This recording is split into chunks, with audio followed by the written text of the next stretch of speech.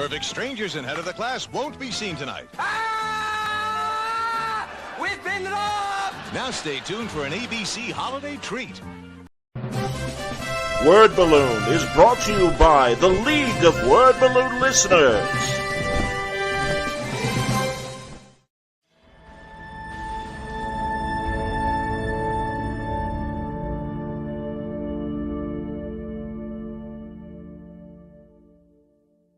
And the lighting that I did for it was actually meant to be somewhat reflective of the cover, what I intellectualized about the cover for Action Comics #1, where as he's lifting this car to throw down, his head is tilted downward. And I was imagining with the lighting being a little bit cooler and not necessarily, this intense bright lighting on him, but in effect, light coming from below as if it's the city below him lighting him.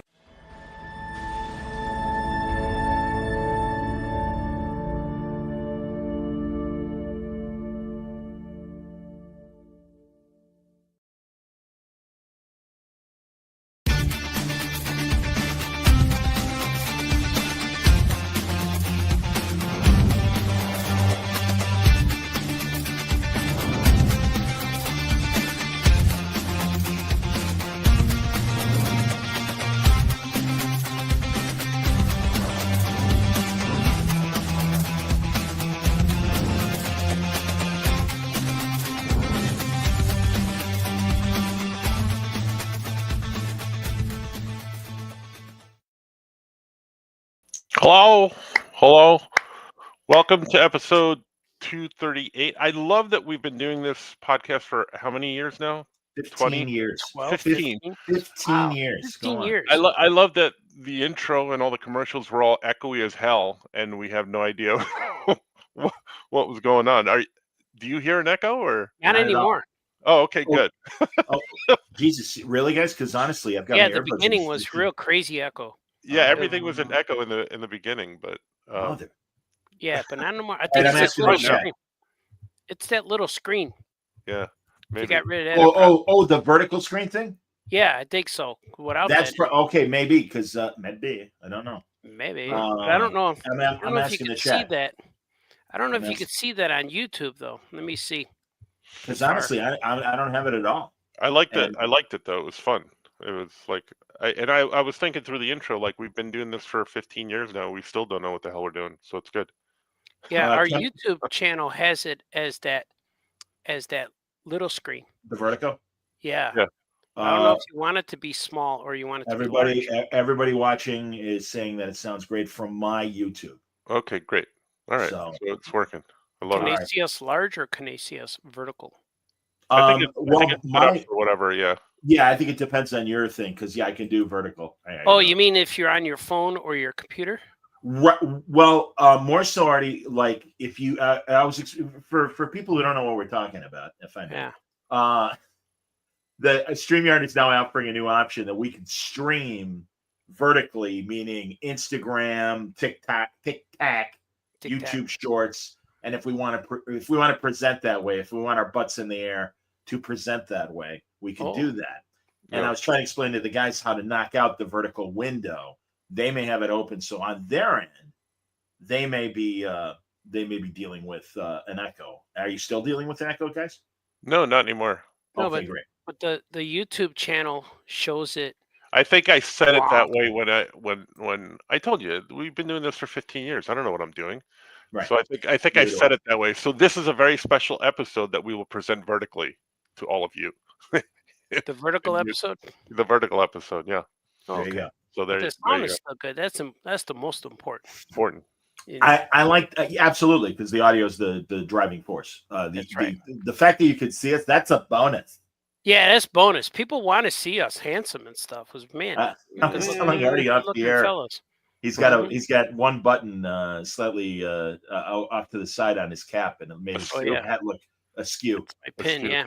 That's my Harold chicken on there. It's from Flash nice. Gordon. It's a chicken from Flash Gordon. Were you guys button guys in the 80s, like with buttons on your hats and your jackets and stuff like that? Oh, I always had that. Oh, yeah. You wouldn't touch the button on my cat because not the cat. That's did you say cat or cap? Oh, I was gonna say if you touch the button on my cat, that he does not like that. He Is was it a not crazy declawed. It could be a It problem. was on the other end of the head, so there was a little button. It looked like Get feral. if you Feral, push, like our dear friend Tony Fleece's wonderful comic book. Yeah. That he's doing with Trish Stevens. And I it's just said forced said it. that on. it's like an autobiography. I heard. Yeah. A little bit. I So think they girl. take notes when their cats Yeah. poop and stuff. It's like, all right, how did it feel when you pooped? All right, Yeah. hold on. I'm writing a story here. Hold on a second. I like that. Oh, I miss interesting. you guys. I haven't seen you guys in a while. Yeah, no shit. Hey, everybody, if you don't know, if you don't pay attention to your almanac or calendar, first of all, it must be the almanac. It must be fall season because it's time for our quarterly podcast. But also, ChemDog. Oh yeah. ChemDog, Good American, was just watching the MASH finale for this Veterans Day. That's what It I is was Veterans doing. Day. Really? I was watching that. Yeah. I was just Good. watching.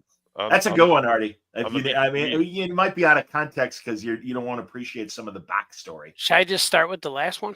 No, I do that with a lot of stuff. no, yeah, don't do that. I'm never Because gonna watch you don't understand the friendships and everything, and they're all gentle in the last episode. Gentle. Oh. You know, Pierce. Let me tell you something, Pierce. My bunions are killing me. My Harry Morgan. I'm never gonna watch that show. Oh, that's nice. ChemDog's a veteran. Thank you for your service, ChemDog. Mm. Thank you, sir. I had no idea. ChemDog, Major tell us ChemDog? what branch you were on. Was fruit sprouting from that branch? Is he Sergeant Chemdog?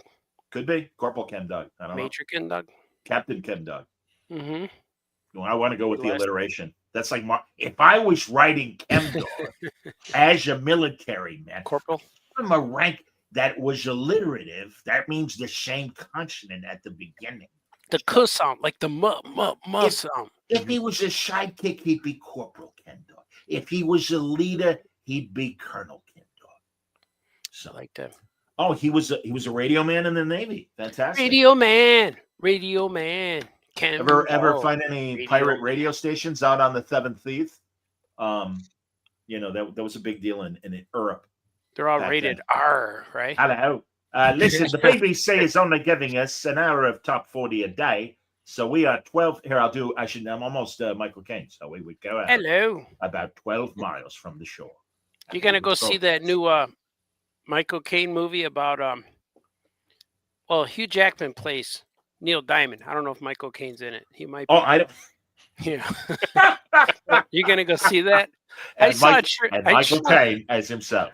I saw a Neil. trailer for that this weekend. How did it look? Because I love the What? rock, the rash of rock bio movies we've It's been getting. in the becoming a last 10 genre. years. Like, why? Oh, do it's too late. It's definitely a genre at this why point. do you want to see a Neil Diamond movie? Like, it Oh, makes he's no. huge for the. Yeah, but Oh, well, I Hugh can give you the Jackman? math, Artie. I can give you the math. does it He make didn't get- money? He didn't Yeah. get as Well, huge as Elvis at the end, but he was Well, pretty huge. yeah, and his age group, you know, they still go to the movies. They still. But when go are to they the gonna? theater. When are they gonna run out of guys? Because they just they're doing Never. Bruce Springsteen.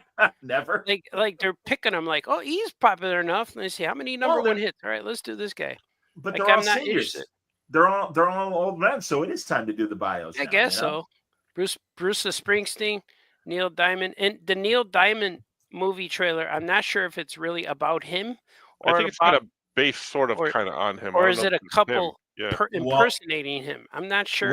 Radio Man ChemDog. I want your rank, ChemDog. Mm. Says that Hugh plays a Neil Diamond impersonator, Yeah. Oh, yeah. That's and Stanley says they never make good biopics. No, they're all You know bad. what's interesting? I like, and I can't remember the name of the one about Freddie Mercury. Mercury. Yeah, but- Bohemian Rhapsody. There you go. It was thank you, Artie. Absolutely. You're welcome, Johnny. But I heard that the band hates it because it's like I don't know how to break it to you, but Freddie was one of the happiest guys we knew. It's not So all the about- drama yeah. and stuff that you put in there, no, that's not Freddie. So. Right, and that's what they did with it started with the Well, Muhammad no, Ali movie. The Muhammad Ali movie was a disappointment. Well, The but story. Artie, but Oh, that was, isn't that the one where he smacked Chris Rock? That movie? Yeah, that's the sequel. That's the he follow-up. hit Chris Rock. You all saw it. I'm doing Cosell. Chris doing Rock play-by-play. goes down. Down Yeah, goes down Rock. goes Rock. Down goes Rock. Yeah. Um, But but, I watched- but that was a stressful time in Ali's life, so I'll cut that movie slack because you know Yeah. they kept him from fighting. They It's true. They It took wasn't. 3 years of his prime. You're Yeah. enough of a fight fan, are you? I don't know. think it's. Yeah, I don't think the movie is what we wanted, but it's what they gave us, and I'm like, all right, Oh, I I get it. liked it. I wanted liked to it. be I a think I'm never gonna watch What it. did you want it to be, Art? I want it to be a glorified documentary autobiography of him. Well, you know, Art. They showed all his Ali- flaws and stuff. Back in '79, Ali made that himself, and it's called The Greatest. And Oh, every yeah. now and then they show it on like Tubi or Yeah, I watched that. Yeah, and so there's your movie like that, and it's him playing him, And it's which is kind of like fantastic. I saw that Elvis one too with Colonel Parker, and Oh, that I yeah, with couldn't- Tom Hanks. With yeah, I Tom couldn't Hanks. help it. I couldn't help to compare it with Kurt Russell one, and I just remember that growing up, and that was a good one. And because it ended with him on stage looking with the sweat, but this new one, I remember it enough, but I know not enjoying it as much as it should. It should have been better, I thought. You know, the guy in that movie, they picked him because he looks so much like Elvis in his younger days that Yeah, in Austin all the Butler. other all Austin the other Butler. movies, all the other movies that he's in now, I'm like, he that's Elvis. He looks like Elvis. Yeah, he looks like exactly. Elvis, The right. same way. So he was in Dune with like, no hair and stuff like that, and I'm like, oh look, it's a bald Elvis. Hey, how you doing, man? Weird. yeah, Good, he man. does. I'm fighting sandworms, man. How's it There going? was I just saw him in a movie with he was in the front seat of a car. I don't know what the movie. I was just watching it, but I think he was with the young Han Solo in a movie. I can't remember what it was. Yeah, I forget. but I'm Roland watching- Roland Elmerich. Elmerich is that guy? Emmerich. I know Emmerich is his I don't last know. name, I believe. No, Eisen it is Rack Ulrich. or You're something. right. Ulrich, I never know how to say his last name either. Or his whole name. Skeech He's- Ulrich or It's something. seriously, No, man. that's- It's like you want Ulrich a is a different memorable guy. name, but that's the key. It's got to be memorable. It can't be like, what the hell was his name What again? was the name? Scratch. I don't know. He played something. Solo, and he made a movie with Warren Beatty. I Yeah. don't know. He's All they good. gotta do is I bring liked him back. If they just bring him back as Solo, they could do something good. Oh, I think so. Yeah, but again, I think we're in the minority as far as people who like Solo. Well, I liked Solo. I liked Solo enough, I should say. Well, I liked it more when you get more stuff to compare to that comes out after. You're like, Absolutely. oh, Solo's better. Oh, Yeah, it's Solo's kind of like George W. Bush. How do you like me now? better. Yeah. So, Yeah, man. he really made a billboard that said that, and I forget what state it was, other than confusion, given our current state. Somebody else said it recently. I forgot. See, all right. By the way, Petty Officer Chemdog, third class, said Oh yeah. he didn't hate Is he? Solo. Yeah, it And- was and- even when And it came Rudy- out, I Rudy liked it. too. Yeah, even when it came out, I liked it. I thought it was a little boring at parts, but I enjoyed it Yeah. enough. It was like it didn't feel Star Warsy, but it felt like an action movie. And that's when I fell in love with the Game of Thrones girl that's in that. Oh yeah, Daenerys- Sarah or something. Daenerys Targaryen. Boy, I'd like to. Yeah, Sarah something. By the way, if people didn't notice I the don't know her lobby name. card on my YouTube Barbara. channel, Barbara. Yeah. but my lobby card for this episode, I took an old image of just the three of us. I'm like, oh, it's just the three of us. Scoot is on vacation. That's all right. Feel better, Scoot. Oh, yeah. But I took an old image, and it's Artie with the big thought bubble of Wendy Williams and her massive assets, if you will. Oh my And God. so I yellowed out most of it, but you can just make out just this much of boob and cleavage. So it's there. Yeah, I'm gonna say a prayer for Wendy today. I don't know how she's doing, but Is she Last time still I saw being her. is she still being held captive? I don't. from That's who? a really good question. I saw the Nightline Like in a basement. special. they- Artie, no, tell they- him. Mike. Tell him. Yeah, I don't know the whole story, but they kind of committed her to. Oh, now here's a Wendy update. Yeah, for everyone Yeah. just joining us, the Wendy Williams update. They committed her. I don't know who, family or somebody else committed her, and she was waving to people from windows because that's the only place you could see her. Really? Yeah. And she Wow. did. So- And she did a Nightline interview in whatever facility she's in. Again, speaking of states of confusion, and she seemed very lucid. Sure. Very normal, Yeah. very straight. So I don't know what the hell's going on, but she was in that massive depression, and that's what ended her show, Yeah, and all that stuff. Artie, I'm actually shocked that. I didn't know. I haven't heard from her for a while. I was watching the show when she had different people hosting her show. Remember that Rappaport guy? Michael Michael Rappaport. Rappaport. Yeah, the Yeah. guy from he's He from was hosting Booker. it for a Yeah. while. Yeah, Yeah, and he was interesting, but he ran out of steam and material, so they had to get another guy. I got But hot topics his for were you. good. Yeah. Yeah. Remember he was yelling at everybody on Twitter. Yes. For a while. He still does. That's his Yeah, I deal. thought that was funny. He I shows, think he up does. on, he shows up on Howard Stern every once in a while. Yeah, yelling. and he's got a podcast. He does, and he was just on Bill Maher's podcast too. I like because he's mad all the time. That's pretty funny. I'm But he was I'm a on fan. Wendy, and I forgot who else they played. They replaced were formerly known as Fat Joe, because now he's not as fat, but they still call him Fat Joe. He was on there for a little bit. Sari Shepard And took over. I saw a clip of Yeah, that's Sari right. Shepard interviewing Michelle Obama, and then they were She replaced her, Artie, right? they were reminiscing about the South Side of Chicago and all the great places Really? they used to go because they're Sari around the same Shepard age. met me one time. I know she met me, so she'll Well, remember. did you meet her as well, or just was that together? one way? Yeah, Okay, yeah. okay. She might have kissed me. I'm not sure, but she was there. Yeah, we took a photo. Nice. Yeah, no, she didn't kiss me. That's Can I rumor. can I take a quick boxing Pete? tangent because Oh yeah, let's go. Jeffrey Darcy. Well, you may not know this guy, Artie, but I got a great story about him. There's the one here's of the his boxing dads- portion. Yeah. Yes, You know indeed. how Yeah, you know how long welcome to this is going to take? Because I'll come back. 2 minutes Go- if you want. go ahead. If you got to pee, go. But go you gotta pee, stay. Go ahead. I did all that before. One of my dad's good friends, Willie Pastrano, used to train with Oh. Ali. I got my first boxing lessons from Willie. He also held the light heavyweight Oh. title in the mid '60s. Yes, he was managed by Angelo Dundee, who also managed Ali. But the Nice. greatest story is when he lost the light heavyweight title to Jose Torres in New York. And I got this from Angelo Dundee himself. And he's like, Willie was just getting hell beat out of him and stuff. And, it was like the 7th round or whatever round it was before the final round when he got knocked out. And the referee goes to the corner and he goes, all right, what's your name? He goes, Willie's Pastrano. He goes, where are you? He said, Madison Square Garden, New York. He goes, what's happening right now? He goes, Jose Torres is kicking the shit out of me. And That's funny. the ref laughed. He goes, I'm giving you one more round. You better start fighting around to stop it. He got Yeah. knocked out. He's losing.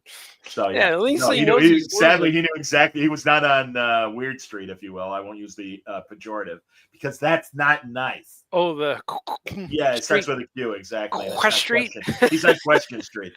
Yeah. Where we- he is yeah, on Question Street. Where are you? on You know Question who you Street. are. What? I like when I saw a match where the two guys were at it and the guy got knocked out and then the winner was so disoriented and they asked him, what do you think of the fights? And he said, I like eggs. And they're like, all right, back to you, Jim.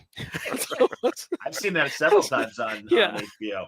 there Yeah, was where they with did. it- I saw it happen to a guy who got knocked down, and then Larry Merchant was giving the post-fight interview. How did you feel when you got knocked down? I wasn't knocked down. It's like, yeah. I saw okay, that thank too. you. Back to you, Jim. All right, clearly, Marlon Yeah. Sterling has no idea where he is. They just showed a Larry Merchant clip. I was watching one of these free shows like TiVo or TV or H Pluto, one of these.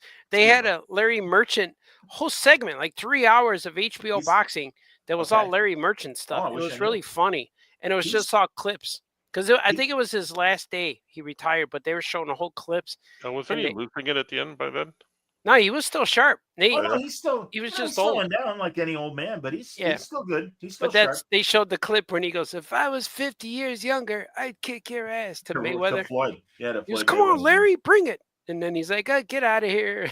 Oh I yeah. thought that was Well, real cool. Hey man, he was part of the boxing scene in the '60s. He was one of the original investors in Joe Frazier. Joe where- Frazier. Like a whole group of businessmen put like 1,000 or however much money into the kitty, if you will, Yeah. to support his the beginnings of his pro career, to give him a livable income. Ali did the same thing in Louisville, Joe Frazier. but and also he was a big sports writer before he went to TV in the '70s. Yeah, no, he's, I like that. There's another clip. There's a YouTube clip of all the cheating in boxing, and my favorite one still is when the guy's in the corner to give him give me the water. He goes, "No, not this one. The one I mixed. The one with the tape on. The one with the tape." And he's like, okay. Panama Lewis trainer. Yeah, what's that? Francis, he gave his fighter cocaine. Yeah, keep mixed him in the water. energized. Yeah. And Yeah. it worked. It ended up not. It was Aaron Pryor against Alexis Arguello. Yeah, Why he wouldn't woke him Yeah. up. And then the other one I wish is, somebody would hand me one of those water bottles right now. oh, I need, yeah. You I could hear you. I get you one of those, but no, we'll save Stanley it for wants after to the know, pod. if you're in a comic shop. I am. It depends what you mean by shop. Like, but I do sell things here. So yeah, you could shop. I'm an online shop. There Yeah. you go. But yeah, this is my art studio. This is where I draw every day. Um, There's Star Wars guys here, figures and toys in there and collections and spinner rack. Yeah, I'm there. Petty Officer Yeah, sure. Tim Dog wants to know if anyone is watching Welcome to Derry. I am not, because I'm just not a horror person. I don't Horror. know what that is. Yeah. Welcome to Deary. I'm Yeah, horror. that's an It. I don't know if it's a prequel Oh. or more happiness with the clown. Is The it a best- show? Like a streaming Yeah. show? One, I think it was in Baltimore when I was doing a panel, and I forget who, but someone was dressed like the It Clown and just literally sitting there. Yeah. And it scared the shit out of me. I'm just like, all Feces. right, seriously. I absolutely had to call him out. I'm like, listen, I can't look at you. Yeah, my Can you daughter turn your loves back to me, those. please. Is this the movie? Because I know that Stephen King, Stephen Yeah, King, yeah. he had the first cool. one, which was the kids, and then they came out later with the adults, right? He fought the adults, fought him. Right, I never, it's- That's the same story. Yeah. yeah, I Oh, never yeah. saw that either. So is this Deary thing them as It's a adults prequel, now? so I guess he was terrorizing other people prior to that. Because group they of did people two from the movies, camp. right? Because I They know my did. daughter likes They them. did. Yes. Yeah. Yeah, but I don't really care. Back I when like- we were kids, Yeah. they made a great mini series of it with Richard Thomas from John Boy from the Waltons and Venus Flytrap from John Ritter, right? No, Tim Reed. Tim Oh yeah, Reed. was John Ritter in it? I think he might have think been. so. I don't I think he remember. might have frankly. Venus But it's Flytrap. good. I like What that. happens It was whenever you good. question me? I know you're always right. I gave up. I gave up An years ago. encyclopedia of sexual, knowledge. Movie nudity. Franklin Man, knows it all. Jeffrey Darcy with all the boxing knowledge. He also met Joe Frazier. Are you a boxer, Jeffrey Darcy? Well, I guess since he was saying his dad was buddies with Pastrano and he got lessons from him, so I imagine at some level he has practiced the manly art. And when I say like manly that. art, I'm not talking about yours truly here. The manly Yeah, art. I feel I've very seen some manly. Women boxers That could that be- kick everybody's ass. Like famous cartoonists, Artie. That could be one of Mm-hmm. your. You're like at the beginning of when Drago fights Apollo Creed, and the ring announcer is giving all the Duke of Destruction, the Count of Monte Fisto. That's my favorite, the Count of Monte Fisto. Yeah. I That have could a work friend. on a corner with prostitutes as well. I have a friend, Joey Roth, who's a local wrestler, and he does all the local Northwest Illinois wrestling scene, and he shows up to C2E2 now and then. He's friends with that guy, Gajanji Beat. That guy always interviews us. So we became friends, just acquaintances, and now we know each other a little bit. And he asked me if I want to be his manager, where I could be the cartoonist manager to walk to the ring and draw portraits and throw them at each other and rip them up and just be a bad guy because he's a bad guy. A heel. Yes. And heel I said, manager. yeah, but what do I have to do? And he goes, just do that. But all you got to do is take a hit, what did they call when you, A bump. a bump? You got to take a bump. I'm like, what kind of bump? He goes, well, someone's going to hit you with a chair, knock you down. I said, I can't even afford to trip. If I trip, I'm going to be done. And it's like, my body can't take a bump. And he went, That's true. that's too bad. Anyway, so You know, he used to I do it. came that Comic book close. legend, comic book icon, who used to be a manager heel. You Yeah. guys are gonna hear this is me blowing Francis's mind if you didn't already know it. The guy with Do you the know hair. Franco for 10 points? I'm gonna go with Pat Sajak. I will give no comic artist, and I will give you his prime era, I'm going to go with, but he's still active, 1980s. Oh, okay, Big- I'm gonna go with Vanna White. I'm going to go with the guy who pushed Bob Kane in the elevator. Forgot No. his name though. No, Is that him? no, No. Dennis. Because I know he had. Dennis Yeah. Cowan was a wrestling Really? heel manager. Yes. Wow. Oh, cool. I've seen the video, and it used to be on. I don't know if it still is on YouTube, but it used to be on YouTube. And I've certainly talked to him about it over the years. And he loves that he did that. You know. Oh, cool. So, My dad used to cook for Captain Lou Albano all the time. He would come into our restaurant Oh, cool. and come in the back and ask for my dad because he wanted his soup. He wanted his pasta fagioli soup. And my dad still has an autographed picture of Captain Lou Albano from the Super Mario Hour on Fox in the afternoon. Yeah. oh wow! Somebody asked him in an interview. So how did you get? Were you in the military? How'd you get your rank of captain? And he said, "I'm a self-ordained captain." Yeah. Which I love. See that? Ooh-ah. So yeah. MP Jedi 21 wants to know if Jim Steranko was the guy that pushed Bob Kane. Yeah, Steranko. I Yeah. couldn't think of his It name. makes sense. Little bulldog terrier. 'Cause I remember when if you don't see him in person, you think, yeah, he's thin, but he's probably very he's a intimidating. little guy. And God bless him, he is. He's built like a jockey. He's built. He's and 2 feet taller with his hair. Yeah. Artie, exactly. Were you gonna tell the Mike Richardson story? I don't think so. We could. Do you I have know? a Do you Mike know it Rich- well enough to tell Francis? I don't want to monopolize the conversation. I don't know that story. I know the but story. I know the Steranko story where I wanted to meet him and I wanted to buy an autograph, and I was looking at his autographs and he looked at me. And I told him I want one. I want an autograph. He goes, "Well, a guy like you, let me see." He gave me the one with him in handcuffs. And he goes, "A guy like you wants to see me in handcuffs. Here's, I'll sign this one for you." And he gave it to me and he winked at me. I'm like, "Thank you, sir." He goes, "See you later." It's like, I think Steranko just hit on me, but he was teasing me. Sure he was. I thought that was funny. He was doing. They were going to represent. Oh, by the way, Mark Pratt is joining us, Chicago playwright who wrote. Yeah, I know that has guy. written plays about Bob Kane and Bill Finger and Jack Kirby and Ditka and Stan and the EC and Dr. Wortham and Seduction of the Innocent period. Three great plays based on real comic book stuff. And also in the EC one, he also had a subplot about Matt Baker, the great artist that got screwed and everything. Anyway, Steranko and Mike Richardson of Dark Horse Comics. Steranko did that wonderful Chandler or Red Tide. I've seen it called other things. It's his noir detective story from the 70s originally, and he's printed a couple different places. Well, he's going to represent it in Dark Horse with new art. Nice. And he was, it's Steranko. You got to mark his. If he runs a 50-yard dash, whip out a calendar to time him. Don't expect the stopwatch. He's slow. He's brilliant. Well, he can't run. He's like 90 years old. Yes, he's massively great, but he is slow as an artist. He's talking about his art. Oh, it's a metaphor. I don't see him racing. He used to be an escape artist. Don't give that up. Anyway. If you put handcuffs on him now. And he is wiry. Yes, you're right, Petty Officer. He'll probably slip out of the cuffs now. So anyway, he's getting behind on his deadlines.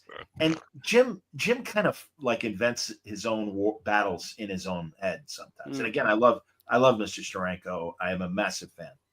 Anyway, he was building it up, even though he was late with his deadlines. Mm-hmm. He was building it up that it was obviously Mike's fault.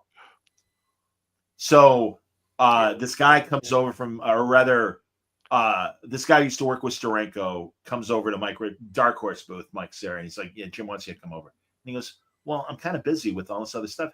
Have Jim come see me if he really wants." Jim really wants you to come see him. Okay, fine. So Mike goes to there thinking that, all right, what's going on? And I'm in business with him. And he goes, "Come here, I want to tell you something." Steranko says that. And Mike is, Addams Family Lurch tall. Yeah, he's been 8 feet tall. He's been mistaken for Lurch at Comic-Cons. It is true. The guy's taller than me. That's how tall he is. He can change light bulbs at convention centers. Just basketball. Yes, if the union's having issues with any light fixtures, Mike. Yes, I got it. Don't worry about it. Mm-hmm. That's how he pays for the table. Yeah. And Jim, as we've said, is diminutive. He's very tiny. He's like, "Lean over, Mike. I want you to be able to hear me when I'm talking to you." So he leans over. Jim tries to sucker punch him. Really? But he loses his balance years ago. This was at a convention, yeah. Loses his balance, falls, gets up, and much like Artie's hat, his hair is askew. It's tilted. So Jim helps him up, literally brushes off his beautiful double-breasted suit, helps him with his wig, and he goes, "All right, you want to quit screwing around and tell me what's wrong with you and what your problem is with me?" And he picked up his hair. Here's your hair, by the way. The end. That's the end of the story. That's it. I never heard that. Yeah. That's a big, great story about him. Absolutely. When did that happen? I think it was last Tuesday. Last week? It happened in Baltimore? Either 90s or early 2000s. Yeah, because they're both I think early 2000s. Oh, Steranko's now like 98 or something. He's an old guy now. I haven't seen him in definitely in his 80s. He might be in his 90s. I don't know. Because he's the generation after Stan. Yeah, but I like that Richardson just said, you done? You done? I love Mike. Mike's a great guy. He went to hit him in the face and he punched him with his belt buckle instead. Ow! As Stanley said, comic book people are hilarious. Yeah. Podcast. Yeah, man, what do you got?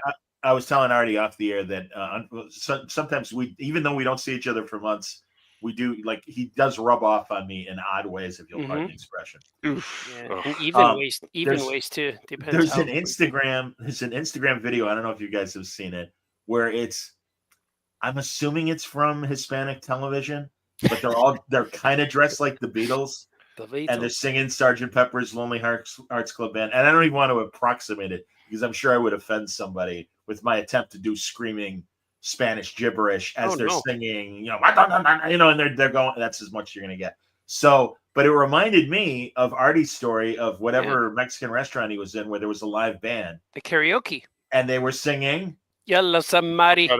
Yellow Submarine has been in my brain. Live. We all live in the Yellow Submarine. Yellow Submarine. They saw me come in and they're like, we have songs in English too. And they put that on. Like, I got to tell you, every time I hear the Beatles version of that, I always think of you. There you go. There you go. I might paint my house yellow. Have you heard Art Baltazar's story about? Now tell us about the story. Apparently, he was in a karaoke bar, and some Hispanic band was singing "Yellow Submarine." Yellow Submarine. Yellow Submarine. Yeah. Ringo liked it.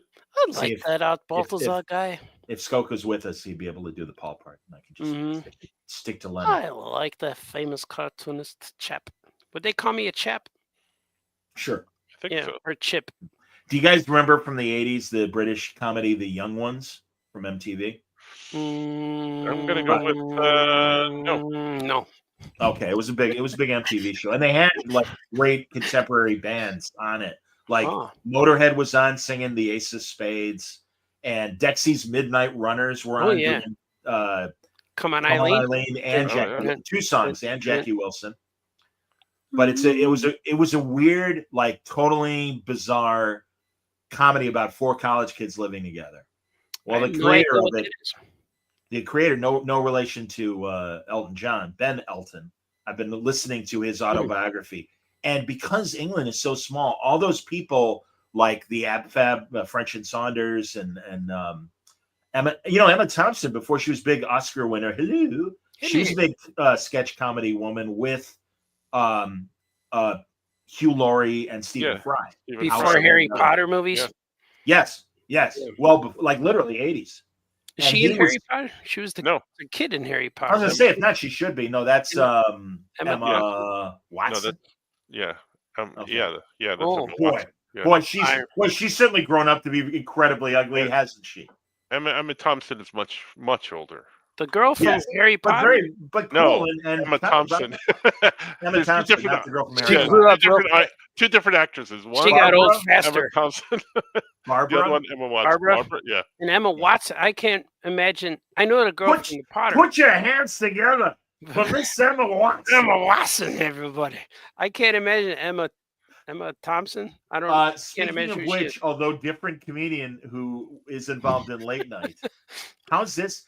Colbert is done in May for CBS. Oh, that's right. You got fired. I'm so bummed. And see, man, I'm glad I have a T-shirt from my time in CBS that has the logo from when CBS was like great. Sadly, we're going through a rough patch, and I don't know how long it's gonna. It might last the rest of our lifetimes. Anyway, I don't watch TV anymore. Well, there you go. Thanks. But of all people, who want to replace Colbert, remember Byron Allen from Real People? Yeah. I know him. That guy's got a lot of money. He's got huge money. He bought the Weather Channel. Like the Weather Channel was for sale, and all these different like media companies wanted to buy it. And it's like, who bought it? Oh, Byron. Remember Real People? Byron Allen. Yeah. He is the most deceiving name for a show because it's always Comics Live or something, and I always think it's comic books. Yes. All right. Yeah. Like, and I watch it like, this show sucks. Yeah. So and that show does, even though they have like great A-list comedians sitting around supposedly like swapping these great stories. Yeah. It sucks. They're rehearsed. You could tell it's rehearsed. Yes. They've been on, because he sets them all up one at a time. But But apparently it does like really well over late night hours and in certain demographics that the guy's rich. Yes. Well, the reason why, and this is my broadcast information that I have being in the business. The deal always was with syndication, you'd pay a fee for the show. Yeah. And in addition to that, the person providing the show would provide like national spots. like your Procter and Gamble's or whatever. And then, but half the inventory would go to them, and then the other half would go to the local channel. So they could, do, I'm Jim's Lawn Service. Come get my lawn service. Where's my stuff, Baltazar? Exactly. Oh, wait, that's something else. So anyway, Byron offers all of the TV shows that he offers for free, but he gets half of the commercial inventory. And that's why literally all over the country at 1 a.m. and 2 a.m., it's either Comics, what's it called, Unleashed or Allowed? Comics something, Comics Unleashed. Yeah, maybe Unleashed. Yeah, Comics Unleashed. Or have you watched his lame game show called, what's it called again? Your Mama Don't Live Here? Let me, Your Mama Don't Live. Welcome to Your Mama Don't Live Here. Your Mama Don't Live Here. What's funny you should ask. It's literally called Funny You Should Ask. And it's Hollywood Squares without tic-tac-toe. And it's 6 comedians instead of 9 celebrities. Oh, that's but literally it's, okay, Tony Danza, yeah, what do you got? All right, recent survey says that most people would rather get shoot in the balls rather than shoot in the head. I think balls is right. And then instead of do you agree or disagree, because that's Hollywood Squares, it's is he right or is he wrong? Oh, I did see that. And there's a host on there who's from Chicago News. I forgot he's a real handsome guy. Kelly. Yeah. I love his voice and he's handsome. I would hire him for anything. I understand. Yeah, and he's perfect for a game show because nobody's home. Yeah. He'd be good for like a New Year's Eve special. Well, forgive the tangent, but I have a story about John Kelly from the 90s. You know what? Before we get off of Byron Allen, talk to me. I want to fight him Fight Club style. If you got to pick one celebrity, that would be the guy. I probably would lose, but I would like the challenge. I was going to say, you think you could take him, but because you have to shave your head and then take off your shirt, and then I would put some tights on and go for it. Rudy does tell us that Emma Thompson was indeed in Harry Potter, and that's right. Yeah, Professor Trelawney. Trelawney, she had the big glasses. That's right. I never saw Harry Potter. Never gonna watch it. I don't know what this means. Public Access Channel 7, blessings from the Flying Spaghetti Monster. You must be a host of the Flying Spaghetti Monster. Yeah. Welcome. Thank you, Public Access. Yes, I believe City Council meetings follows his fantastic show. Other than the cafeteria menu for grade 7 at Roosevelt Elementary. I'm PAC 7. And that's no knock, dude. God bless you for having a public access show. That's fantastic. Oh, I love it. So John Kelly. Yeah, John Kelly. Let's go. All right, it's the 4th of July, and I'm watching the local NBC affiliate where John Kelly is doing. Is this the guy from That's Incredible? That's Byron Allen. No. That was there. I don't believe there was a black person on That's Incredible. Oh, no, I'm thinking of John Davidson. Incredible. Okay. He had that's fabulous hair and John Kelly is also he is the host of Funny You Should Ask. He is a black gentleman. Not that it matters. It looks like he could be Halle Berry's brother. Beautiful man. He was a Division II college football player before he's immortal. He is. I mean, he looks exactly like he did literally 30 years ago. And he's 80 years old now, and he still looks good. He's like definitely in his 50s. He's definitely in his 50s. Oh, is he? He's definitely in his 50s. Absolutely. He's like Ra's al Ghul with the Fountain of Youth. Because he wasn't that much younger than me when we were both in broadcasting in Chicago. Really? You knew him then? Oh, yeah. Well, I knew of him. We didn't know each other well. Okay. This is not a great story about him. He would do a good voice. Hello, Yoko Chips. He would do good. Oh no, he presented himself very slick. That's why he's still working in TV. Yeah. God bless him. Handsome. Anyway, so it's 4th of July, and he's showing highlights from an Evander Holyfield Merciless Ray Mercer fight, 10-round fight. Oh yeah. And I'm like, wait a minute, why are we seeing this? This fight happened on May 30th, or May 30th. Like it was in May on a pay-per-view weekend. But they were rerunning it on USA Network on the 4th of July. He thought it was like, hey, guess what happened tonight? Evander Holyfield was fighting. Oh. So I knew I was friends with his rival who was trying to get the top be the top guy on Channel 5 as the sports guy. And I'm like, hey, what was with your competitor? He had Evander Holyfield fighting live last night, and it was actually like a 2-month-old fight. And he goes, I want you to sit down and tell me every detail because I got to jam him at the next meeting, next news minute. Sorry, it wasn't that good of a story. I like that. That's a good story. No, I like it. We're going to keep it in. We're going to enhance it with sound effects. Yeah. Rudy wants to know any thoughts on the retirement of Dr. Demento. God bless the guy. When did he retire? Recently, in the last month. Yeah, in the last month or so. Yeah, I his know. last show. I liked him because he used to play Uko the Mock songs. Is this another boxer? No, Yeah, he's a doctor. This is He's the in king of DJs that would play novelty songs. How else would we know Beep Beep and the Witch Doctor? And, Oh, the Weird Al. yeah, the man who discovered Weird Al Yankovic. Yeah, Absolutely. okay. All right. Yeah. Oh, yeah. I remember Al would submit songs that he would record on cassette. And Really? And he would play them on national radio, and you could tell they were like the original version of Another One Rides the Bus. Another one wipes my butt. Yeah. Did he do Wipes My Butt too? Well, I just knew did he it Rides now. the Bus. That's how easy it is to do a parody song. Oh my I don't know God, why Yankovic is so rich. I do, he's You were funny. doing. Yeah, Yeah, but but you did parody songs too. Yes, I did in the 90s. You know? You're right. Thank you, Mhm. sir. Thank you for How come remembering. how come we're not millionaires for making parody You know, songs? Artie, honestly, I wish my brain, because I've been watching a lot of not only new original parodies. Although actually, there's two Chicago guys that are on Instagram all over the place, and they're doing the Dub Bears thing, and they keep doing them two songs Yeah. each game of the season. Oh yeah, I watched that. Yeah, They're good. they're funny. They're funny. Yeah. Mhm. And I'm like, yeah, my brain used to work like that, but all these years of dope and drugs and Oh, booze and sex light, and stuff. Yeah. Naked people. I could barely conjugate a verb, let alone come up with a novel. all the conjugation visits. One glove. I gotta go see my priest about you've been The other glove is conjugating wet, private, hanging. haven't you? Yeah. The other glove is wet and drying out somewhere. It's true. Yeah. Tell us about your congregations. Congregations. He's got 3 socks everywhere. Conjugations. It's true. Somebody asked earlier how the weather is in Chicago. God must have had some really bad food because man, we got just crapped on as far as snow for early November. I Already? drove through 2 blizzards this weekend I believe driving it. to Michigan, and Oh God. I almost Doesn't died that a happen few to you times. guys in the middle of June sometimes too? Yeah. Yes. mhm. I almost died certainly twice. April. Certainly I'm April. glad I didn't die. I came close. If someone sorry. else was driving, we definitely would have died. Mhm. But Good. yeah, it was nuts, man. I know. Yeah, but and then it's Well- weird. Like you drive through a blizzard, 20 minutes later, the roads are fine. Everything's gone. Like you got to keep going. Hey, Yeah. I'm so sorry. We got a celebrity watching. Uh-oh. My girl. Oh, hi. Boo boo chi ba mach ba ba chi boo.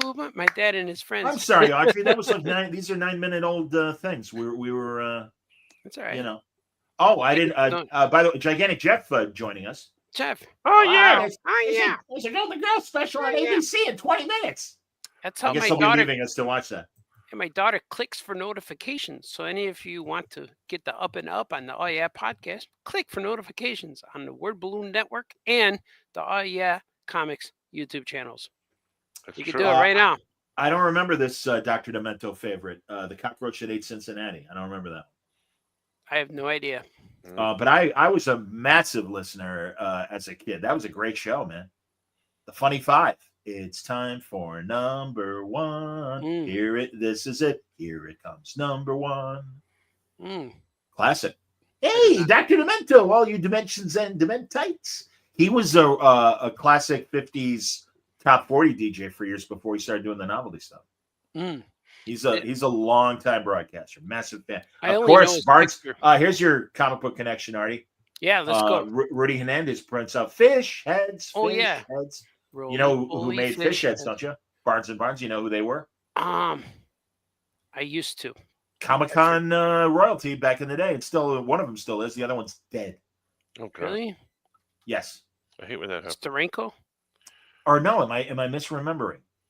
Wendy Maybe he wasn't. Beanie? Actually, man, maybe not. No, shame on me. The other guy's not dead. In fact, he's tried to. I've tried to get him on my show. 'cause Wesley he Willis? loved it. It's Richard, and I forget Richard's last name, but the other guy from Barnes and Barnes is Billy Mooney from Lost in Space. Moomy. Oh, really? Yeah. Oh, I've heard that before. Yeah. Yeah. Yeah. I didn't like wrote- that song though. Oh well, I heard it. You know, it was ridiculous, but yeah, Yeah. for what it was, it was okay. it's yeah. it's like unfortunately, it's like most novelty songs where after about the 30th time you've heard it, you're like, all right, really, stop playing it. Yeah, please." you don't put them on your playlist, but No. you will listen to it. Yeah. You know a good song that absolutely burnt on me, and now I will like throttle somebody if I hear it, and it's ironic given its Pac-Man title. Fever. Happy. what's his face's son? Oh yeah, Oh. Pharrell. Pharrell. Yeah, Oh, Pharrell. I love Pharrell? it. You don't like it, or you do? You don't like No, it? I got sick of it, especially working at the radio station. That played the Oh. hell out of it. Farrell. Oh, yeah, I like that. I like that a lot. It was a fun song until we found out he and the guy from And the Blurred what's Lines his- guy. exactly Robert Well, Thicke. They yeah, borrowed Bobby, from Bobby Thicke. borrowed Yeah, a they little stole. bit too Yeah, they much. stole from Yeah. Marvin Gaye. Exactly. Yeah, I still Yeah, like that's that not song cool. too.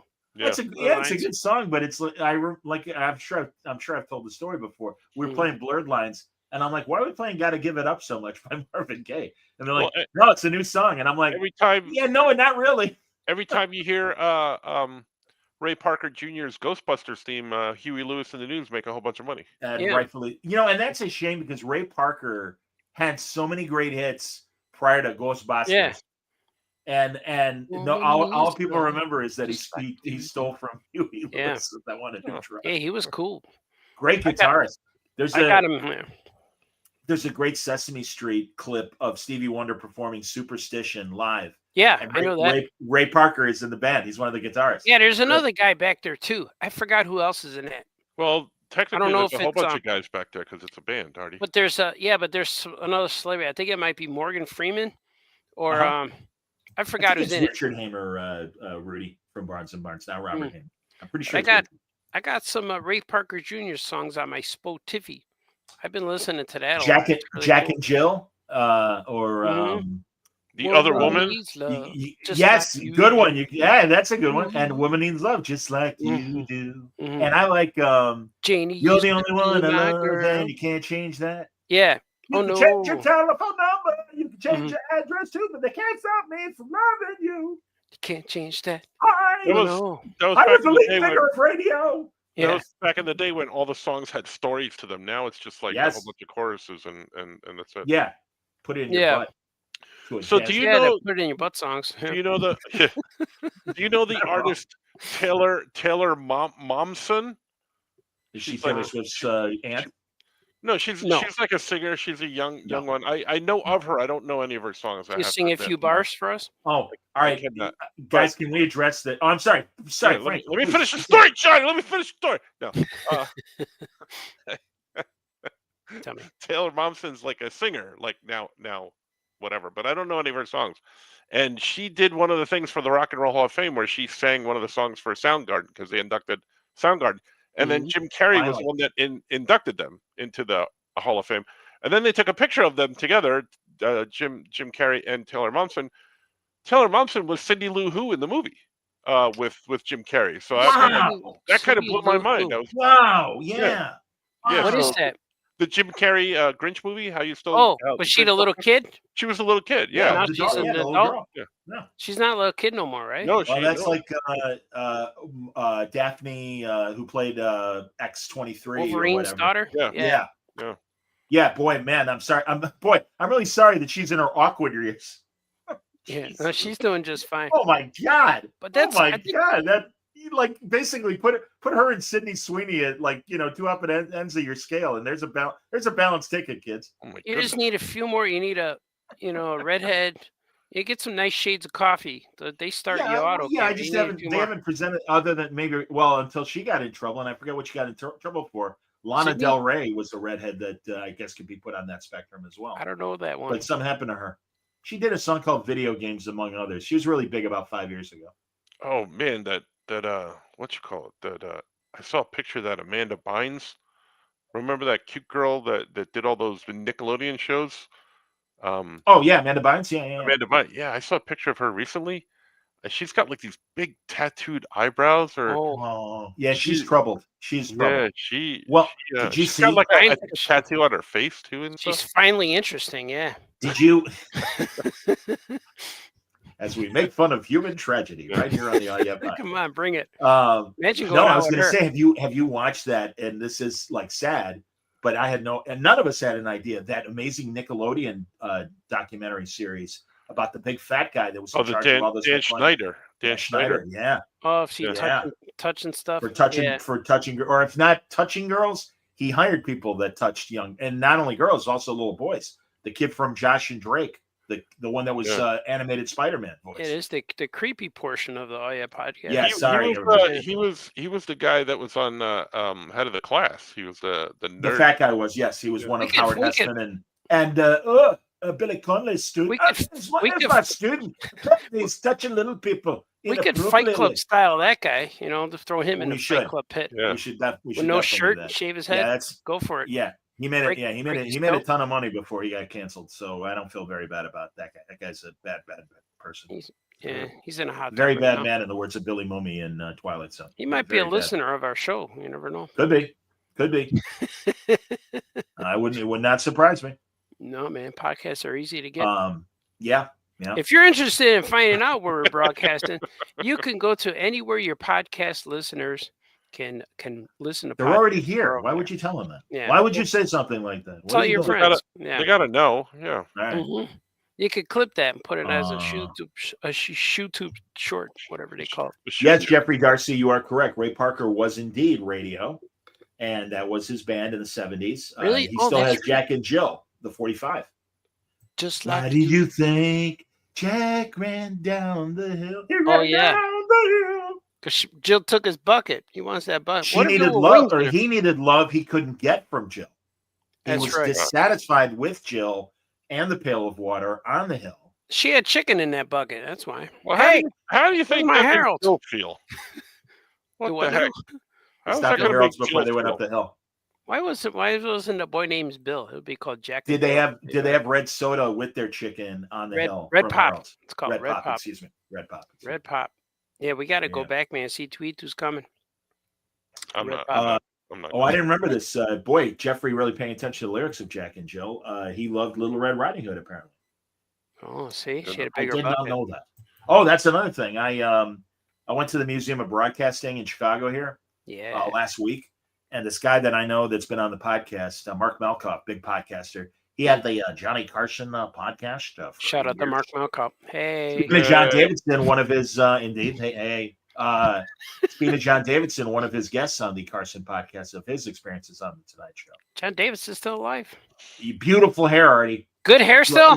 80s, and he's got Yanni hair. He's got literally hair down to his shoulders. John Davidson, that was the host of That's Incredible with Fran Tarkenton and Kathy Lee Crosby. Is it still luscious in Auburn, or is it white? You can run. Well, it's gray, but you can run barefoot in his hair. I was watching I was watching an old episode of Emergency, and Kathy Lee Crosby was in it, and boy, she was She's still flying. She was a Wonder Woman back in the 70s. Is she in a car wreck yet? No, Artie. That's TV movie Wonder Woman with Montalban as the bad guy. The original Wonder Woman. Yeah, the blonde hair. Do you realize she was miscast? Yeah, it's all right. She got paid though. Oh, hey, listen, I love her. She was popular. Kolchak the Night Stalker too, a really good episode. Was he in there too? She's a Greek god, or she prays to the Greek gods, and she's a succubus. She sucks the life out of succubus. Yeah. There was a channel that had Kolchak on there. It was like the Kolchak channel. I watched a few recently. Oh, was that on like a Pluto or a Tubi or one of those? Yeah, one of those. Maybe I love it was Kolchak. on New Year's or something. That's a great show. You mean to tell me there's a vampire running around Las Vegas and nobody wants to talk about it? That's it was okay. He it met was a great show. The special effects were cool because this lamp is from Italy. Yeah, the vampire was just a guy in the alley with sideburns and claws. No, he was a real. In the pilot, it is a real vampire. And then I know that's what he looked like. Yeah, no, I thought for 70s TV, I thought he looked. Yeah, it was awesome. They just gave him teeth. He just basically had like a scowl on his face, and he had big teeth. He had teethuses. Big teeth. Kind of like Jimmy Walker on Good Times. Big teeth, really big teeth. Big teeth. Mm-hmm. There you go. Dynamite. Classic. That show went from being like All in the Family, like serious at times, to nothing but Dynamite, and that's when I checked. Oh, Good Times, yeah. That's John Amos left, and Flo Rida. Yes, Flo Rida. Esther Neck Rolls. Esther Rolls, yeah. Neck rolls. You could put library cards in the folds of her neck. You could charge your bank account. It's true. James. But I know when the dad died, everyone thought the real guy died in real life. Same with Esther, Archie Bunker's wife. What's her Oh, name? Edith. When she died Yes, on the and- show, people thought she was. Yeah, and literally lived like another 25 years. Yeah, she's or like, what do whatever. you mean? I'm not They dead. would- I'm not dead. And it was great because I remember when Donnie and Marie had a talk show, a daytime talk show. I do. I don't even Yeah, remember it was a good I'm show. I'm old enough to Sure. remember when they had a variety show. Well, of I remember course, that but too. in the 90s on their show, they had Gene Stapleton and Carol O'Connor on. Yeah, and, that's right. And either Donnie or Marie leans into Gene Stapleton and goes, "Would you do the voice for us?" And she's like, "No, No, no, I that's won't." really- And it was really like, "Yeah, not happening. Move on." As I have. I met Which I I met loved. Donnie and Marie. Did you? Marie real briefly. Yeah, I was We had I a went Mormon to function. I went to a TV convention with Butch Patrick, and Okay. he had a badge for me, and I flew out there. I was in Louisiana. It was real swampy and hot, but I met we had to dress up with the tie, and he was pitching a Okay. show called 1313 Theater where he was hosting. He was like Sven Gulli, Sure, where he was that the makes sense. host, Yeah, and it was sure. him and another lady actress, and she had big hair like the Yeah, look that Bride up. of Frankenstein. Yeah, it was pretty. I don't know if he got picked up. Well, but there might be evidence of it somewhere. So I'm gonna Yeah, try and and look it up what we're was talking. the backdrop. The booth had the the backdrop with the bricks and the screen, and he had a Yeah. puppet, I think. And but I got in because I did storyboards for his commercial. He was gonna do a commercial for mac and cheese, and they wanted a storyboard for the commercial. So I drew him dressed in the Eddie Munster makeup with eating mac and cheese, and he told me to come by the show or they had a convention, TV convention, and I got a badge, and I met Donnie Marie, where all these shows had booths. Like Warner Brothers had a big booth, like all these TV Paramount, all these big companies, all Yeah, the 'cause they were- channels they were had. trying to sell the Sure. shows. Yeah, Right. yeah. Yeah, so I met Donnie and Marie were there, and they were sitting in chairs that looked like they're set. And I met it was real brief, just say hello and shake their hand, and then I got pictures with the cast of Everyone Loves Raymond. So, and I remember telling Hey, Ray, how you doing? Hey, went- nice to I meet said- you. I love your show, man. I watch it all the time. He goes, "What about Monday Night Football?" And I'm like, "Yeah, I watch that too, but yours is better." And he went, "All right." And I took a picture with him and the wife and the mom and dad. And then I love. Oh man, Patricia Heaton. Holy cow. yeah, Good and wife. and this was during this show was still on. And then I met Sure. I And met you met, wait a minute. You met the parents too. You met Doris Yeah. Roberts and Peter Boyle. yeah, Oh yeah, my I got a God. picture with them, and I Oh met my God. You show Pamela us sometime. Anderson was there. Pamela Oh, my. Anderson was Were they doing VIP or I something? think it else? was VIP. Yeah, and I met them, and what do you call it? I got to hang out with Jerry Springer the longest. He talked to me the most. Sure I you actually did. had a little Sure conversation you with did. him. He was looking for someone to talk to. Yeah, You and told like, him nope. you were from Chicago and he was from Yeah, Ohio. I told him. Yeah, and I said, "Watch your show," and he goes, "Oh, I'm so sorry." Exactly. Suffered through, and I'm like, He "It had was a lot funny." to apologize for. Absolutely. And I saw David Hasselhoff. He was cool. Off. He is like, when you see Hasselhoff, you really feel like he's the celebrity. He's a lot of handsome when he's in person. He's real Yeah. tall Sure. and he's dreamy. He had the open collar. It was like, man, this guy is incredible. I was very bummed that we didn't get a Nick Fury TV series. Oh, yeah. It was right there for us, and it didn't happen. So I think that's where I met that other. I can't remember, but I met That's a lot crazy. of people there. Yeah, it was pretty. Well, fun. I couldn't find any information on a Butch Patrick horror show like 1313, but that's a great idea. Yeah, I don't also know gonna if it find was. I don't know if he was looking to pitch it or something, but I I did would see- assume that, like Franco said, that yeah, they were trying to get interest in it. Yeah, and this was develop it or before. whatever. This was before internet. I don't think I even Sure. had an email yet. It was probably around 90. It's probably around 97, 98, 99, Sure. somewhere like that. So internet Yeah. was there, but not as cool as it is now. You forget all the different celebrities that had daytime shows. Tony Yeah. Tennille from the Captain and Tennille had one. Yeah. Martin Mhm. Martin Short had one for a while. Yeah, remember that? Yeah. Cher after. Oh, Sunny. did I have one? Oh, Oh. hey, Oh. all right. I'm gonna say more crappy things about my ex-husband. Yeah, I like Cher's good. And my now son Chastity will be out. Chaz, and Chastity. he'll perform for us. Yeah. Oh, So it was of course, pretty Ricky Lake, interesting Ken show. Dog. But yeah, that was a big show. Ricky. Oh, my cousin used to write Ricky Lake once a week because she wanted me to Stalking meet her? her. No, she said my cousin, meaning me, had a Good one. crush on her. I would go after school. I My would- cousin, meaning me. Yeah, me, yeah. And That's how she wrote the letters. no, but I would go to her her house once a week. I'd have a class that ended early, and I show up at my cousin's house because she would come up from high school. I thought you meant Ricky Lake's house. No, I'm not like, Ricky he's Lake. blocking her. So I would get to my cousin's house right when Ricky Lake was starting. So we'd sit and watch Ricky Lake. Then I get on a bus and go home the rest of the way. But Think about Ricky Lake. yeah, all and I would night. say, wow, she's so cute. She's gorgeous. Boy, I'd like to. This was Boy, I'd like before I discovered Wendy Williams, but Ricky Lake, man, she was dreamy. And so she wrote, I'm gonna write to her. So she wrote to her a bunch of times. So I never That's got a hilarious. response. She's coming to write to her for you. Yeah. I was watching both a clip of the Kelly Clarkson show, and then I watched her video for Since You've Been Gone. Oh yeah. And I love that song. That's a great. She had a couple good songs. I like that one. Sure. And I liked Walk Away. I was a big fan of Walk Away. I don't know that one. She had her moment. I don't. Oh, look it Yeah. up. It's a good song. It's a good song. She had great people. Not that she wasn't talented herself, and she is. Yeah. But she had it like she got had it great all stuff going back. on, and I Yeah. think that's why they were bummed when she started gaining weight, and they're like, "Yeah, but you could still be." And she's like, "No, this is who I am. Yeah. Back off." And God bless her for Yeah. sticking to her guns and eclairs. She had babies and stuff. She was Yeah. on The Voice and doing her talk show at the same time. So she Yeah. was making some good cashola there for a while. Yeah, she did all right.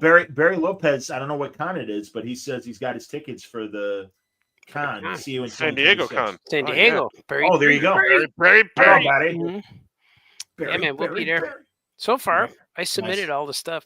They said I'm going to hear in March. Oh, I didn't know. Chemdog says that she's lost weight recently. Ricky Lake? No, yeah, I don't know which one And that Kelly he's talking Clarkson, about. both of them Or did. Kelly I know Ricky Lake is might be on the O. older with gray hair now. She Yeah. looks still Oh, looks sure. good, though. Yeah, she's Yeah. probably she might be in her could be in my her wife- 50s. She's not that much younger than us. My wife watches her. She does all these videos that she puts up on the Does social she? medias and stuff. Yeah, you can look her up. My wife, Ricky. My wife says she's real cute. She's got like she's older with gray hair and stuff like that. But Sure. she's Yeah, I real haven't- cute. I had to let go of a lot of these ladies, you know. No, you can get it back with the social media. Really? All Yeah, I back. could. had to let I have go to of 'em. find them. I got to make a list of the ones I Yeah. remember. Yeah. That's so funny. But I don't watch Stevie as much. I feel like the 90s when I was poor. You know, couldn't watch anything. Nothing. Do you just watch reruns on streaming, or what do you watch? Yeah, I watch I've been watching a lot of shows about how to kill your wife on Netflix. Those are pretty good. Like, and I figured there's always a Are you spot know on there. what's going on? Should Rose be Yeah. concerned? No, she knows. She recommended a few. And If you want to kill me, Artie, what here's they're all some like, Yeah, I wind up watching those just because they're easy to like listen to. as Yeah. you're drawing. Oh, Yeah. absolutely. like 'em, Wallpaper. yeah. Yeah. And so Yeah. I watch a lot of the real crime shows or Oh, I kids Yeah. hate that go stuff. hiking and only one Ugh. returns and like what Yeah. happened to your girlfriend. Ugh.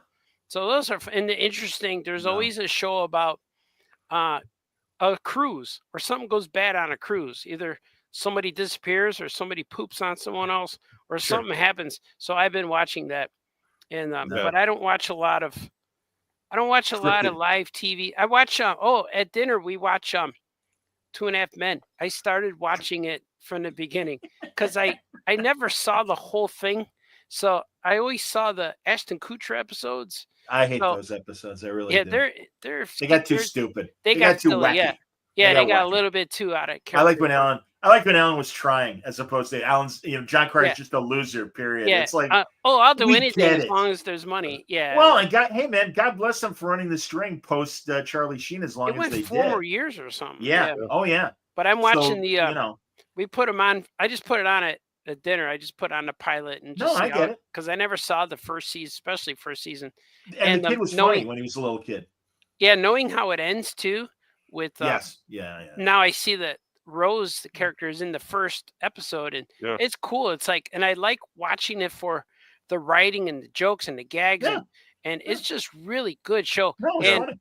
and we're watching, and we're sitting, and my wife's like, "What is this?" And I'm like, "Oh, it's Charlie Harper." Oh, okay, and that's Charlie why Harper. that's what I called That's it. what you the call Charlie- it, Charlie So- Harper. so, That's fantastic. the next day,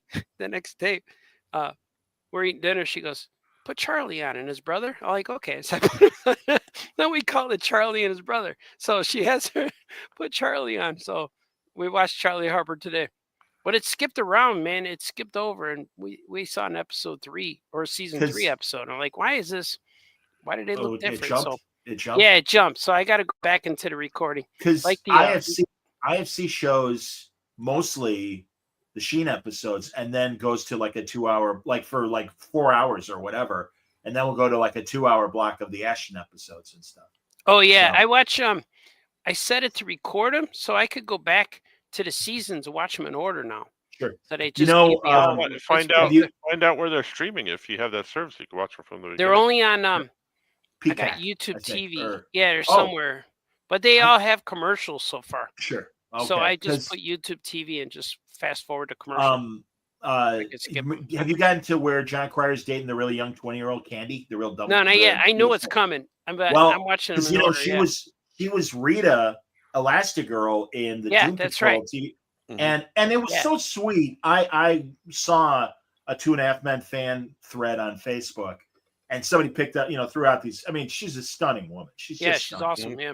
But had this great picture of her, and everyone's like, "Oh man, you know what?" And I'm like, honestly, looks aside, she really impressed me on Doom Patrol. I go, it's a total 180 of what she played Yeah. on 2.5 Men. Yeah. And I'm like, and she nailed it. And I go, it took me like half an episode to realize it was the same woman. And Yeah. she responded. And it was such, she's like, oh, Oh, that was did really she? sweet. Oh, Thank cool. you very much. I'm like, oh, okay. Would you? Yeah. And of course I wrote, would you like to be on my podcast and talk you? about? And that's what Of course she I did. I never heard. Yeah, she's like, Yeah. get lost, loser. After that, no, I'm sorry I winked at you. Now get the hell away. She goes, Now let me get the check hell out- away let me, from me. let me do a Google search first. And then- April Bovary, I believe is her name. yeah, it's she's just- I she's heard an great. interview with her too, and she's not anything Oh, like no, the of course character. not. So. But Well, and you that's know right. you know what that's called? Acting. Yeah. Thank you. Indeed. Except for Charlie Sheen, he's the same guy. Sure. I saw that one You too know. on Netflix. Oh, the His documentary. document. Yeah, he's I like him though. He's cool, but he said a lot of stuff that no one knows about, which is pretty awesome. Yeah, Yep. Netflix special was interesting. Chem Dog. Yeah, I liked it. I've Oh, been I didn't watching know a lot of this. stuff like that. I guess the amount of sports memorabilia Charlie Sheen has is ridiculous. Well, yeah, and he was a kid. They- He was a they kid made- with immediate success. there So was yeah, he made a- a lot of money. There was It's a funny. show. There was a show on HBO with that Sebastian Maniscalco Yep. guy, where he's Oh, the comedian. Where's the bookie? where he's the bookie, and on a couple of episodes, Charlie Sheen is in there because Playing himself? he's gambling, and he wants to pay off his debt with sports memorabilia. Oh, cool. to him. But yeah, That guy's funny. I respect that guy. I know he's funny, but he kind of bothers me in that same Larry the Cable Guy sort of way, where he's in character too much. Oh, And it's like, Mhm. you can still be funny, and you don't have to be. I went out. I got a baby in the back seat. and It's my like, father said, Yeah. and I Yeah. looked at the door, and my Yeah. mom's like, close the curtain. Yeah, but I like Yeah. him though. He's funny. Yeah. Again, I it- think it's his good, material is funny, but that delivery annoys me. Again, But what happens is like when you get another new show, a new set special, and he's the same, you Right. know, and that's what. Oh but yeah. I Yeah, but really you like know- I like him. I really like Gaffigan a lot. I literally, Artie, you read my Yeah. mind because I was going to Yeah. say Gaffigan's stuff is always the same. He lays me out, and honestly, Yeah, I hate to sound like a grandma. I like him funny. because he's clean. He's so Yeah, he's it's- but he's good. it's He's harder to do great. clean and be funny Oh God, than yes. swearing because you could just Oh. swear and it goes I something like nasty. to eat. Yeah, he'll Yeah. he'll be telling a story, and then he goes, Yeah, "But I that's not but I right. like to eat." Yeah, that's not right. Yeah, Yeah, Yeah. there's that voice again. I Is he didn't gonna think do you this? could- one? Yeah, It's doing good that stuff. again. he's funny. No, I love that. I love Then it. he always does, and this guy from Australia says, "Hey man, you're gonna do it," and he goes, "Yeah, you didn't know that." He does real bad accents. He's funny. Yeah, Stanley, actually, he's from Indiana, but he did live Yeah. a good portion of his early years in Chicago, breaking into comedy. Yeah, and stuff. he's in New York City now. Yeah, now he's in a New York state of mind, as Billy Joel would say. Yeah. Billy Joel. I like it. I like it. I like it. I like it. I still haven't finished that documentary from HBO about Billy Joel. Who's Billy Joel? I don't want to see him deteriorate. Billy Joel. Oh, Really? yeah, that's right. It's very good. And I It's love very those years to where it ended and stuff. He, as I've said it before, he lost me when he in the 90s when he came out with "In the Rhythm of the Night." And Yeah. it was all jazz hands. I love that album. Yeah, I like it too. Of course you do. I've been Who's watching shaming it. who? I've been Music watching shaming it. me, Johnny. I can't help it. I have to. Who Because zoom in? Who? eventually you're going to learn. I'm gonna learn what I like. How about I that? do like it whatever. though. Whatever. You big How about- cheese. I like ball. the Stormfront album. Cheese Every boy. time Who's That's Zooming good. Who is on the radio, I take a picture and send it to you. Does he? I do. Yes. I text Johnny every time Who's Zooming Who comes on the radio. I snap a picture of it and I text Johnny. The I don't guy, think I've ever heard that song in a long time. I listen guy to who- it like every other day now. the Wow. guy who co-wrote her autobiography, this guy David Ritz, he also wrote Rickles' book, and recently he co-wrote this book about Johnny Carson, the podcast guy that I talked to. Well, And they were talking about when he wrote Aretha Franklin's. He wrote both her autobiography with her cooperation, but he knew she was holding stuff back. So after she died, then he released a biography, and not dirt, but just other stuff that she didn't want to get into in the autobiography, but was documented and also had earned the trust of everyone in her circle, and they felt comfortable telling her real story. So, but yeah, he's like, by then, as I had say about the Who's Zoomings Who and post era for Aretha, she kind of gave up and was just like, right. But also, oh, you need an album? Hold on, let me. yeah, but There you Who's go. There's an album. Zooming Who and Whitney Houston's song, How Would I Know He Loves Me, is the same song. If you listen to the music, Yes, it it's is. the same. Yes, it is. And Damn right she's it given is. in. There's a Who's Zooming Zoo clip in Whitney's song when she goes, "'Cause you know about these things." They show Aretha. a Oh, clip so from you the don't Who. listen to the song, huh? I didn't know that. I remember it from the I didn't know 80s. that. But also, Yeah. here's a little known fact: every time both of those songs are played, Huey Lewis in the news gets money. Really? Just like Ghostbusters. Because they invented Aretha Frankenstein. Yeah. Um, Oh, that's my character. I got a character called Eureka Frankenstein, and she's a giant monster that screams and shatters windows. She's coming out in a new Action Cat book in January, and love she it. makes another I appearance guess in I'm- May I'm- in my Webster the I'm Spider being Monkey number we're one. being too dirty for Mike Jones. I'm sorry, man. He says grandma secretly likes the blue humor. She's not in front of the grandkids, so I Oh understand. yeah, The blue. Yeah. What's the blue humor? The dirty Yeah. stuff. the Really? dirty talk. His grandma Dirty. likes it. Well, I think he's saying metaphorically, if you will, Yeah. Hey, grandma. that the old people like the blue humor, but maybe not in front of the grandson. Oh, you got to be selective. Put your Yeah. headphones on. No, yeah, exactly. Put your headphones on. I apologize. Mhm. Ken Dog is happy that Doctor Who is coming back for Christmas 26. Yeah, maybe they'll address the Billy Piper. Yeah, why though? Why they keep making that? Yeah. Well, they again, like why it. they keep making Star Wars? There's I know. an audience, man. I You know. that. I knew what you know. you were gonna say. Yeah, no. Hmm. It's the whole But that is a Zooming Who mess. thing. Back to Who's Zooming Who? They should The make Freeway of Love. Is she the next one to get one of those rock star documentaries, auto movies? What do they call it? I think They there already- is one. We dropped Oh, you mean a biopic? movie? Yeah. They already Maybe. have one. It's called The Blues Brothers. Really? The Oh, that's Blues great. Brothers. That's a good You one. gotta think. Classic. Hmm. I saw. I didn't watch it, but on YouTube somebody put up Blues Brothers 2000, the sequel nobody wanted, and it's like, yeah, no shit. Yeah, nobody watched it either. I saw it. I saw it in the theater. I'm never gonna Of see course it. you went- did. We saw it. I was still working at XRT back then. We all saw it because of the music, because Johnny Lang was in it, great blues guy, Mm. and Sam Moore was in it, kind of in the way that James Brown was in the first one. Sam Moore was the preacher in the sequel. Terrible movie though. I'm gonna watch it for the articles. Exactly. Pretty much. I'm never gonna watch it. It's like You're not doesn't missing look anything. good. Don't kid yourself. John No. Goodman was in there. I remember that. Terrible. I'm on a poster. And remember, I remember they did a Super Bowl halftime show with the Blues Brothers, and it was John Goodman. And it's like, Yeah. why don't you have Sean on do the halftime? Yeah. We need a fat guy so he looks like Yeah, Belushi's exactly. still alive. But Right. we don't want to get his brother. Well, even Jim. I don't even want to see Jim in the Blues Brothers. That's it's why. a- That's No. why Roseanne got jealous and did the national anthem. Did Ah, she grabbed ah. his penis too. And then didn't she took some Ambien and she started saying inappropriate things about the National League. Let me tell you something about that league. Am I on Ambien? And she Is anybody told watching this? people look like gorillas or something. She was She did. talking about Planet of the Apes. That was the Ambien thing. Yeah, exactly. Was it? Oops. Yep. Mhm. What is that? People have a problem with that? Yeah, Yeah, you know your show, The Connors. They're going to continue without you. Yeah, you can't do Okay. that no more to people. You know. No, you can't. Yeah. Rightfully, appropriately so. It's like, yeah, you reap what you sow. Wait, did she just call me a monkey? An orangutan to be Kinda. specific. Yeah, Yeah. we should probably move on from the subject. I think everybody is aware of it. But it's funny. Mhm. Yeah, it is, but it's also we're on a tightrope. I don't want to be Yeah. demonetized. You're on the fence, Baltazar. Yeah. You know, I walk up to the line, but I don't cross it. I understand. look over. I understand. look over No. it with some binoculars. All right. So that's what's Be on careful. that thing. Danger third rail. What was I gonna say? No, so I don't watch reality shows. What I do watch, and because they're smarter, is British game shows. Oh, And honestly, what I love is you get. why are they smarter? I'll explain. You mean smarter in reality or smarter? No, smarter than us. No, smarter than American game shows. Smarter than Americans. Oh, because okay. all right, here's now. Let me set up the show. This is a little.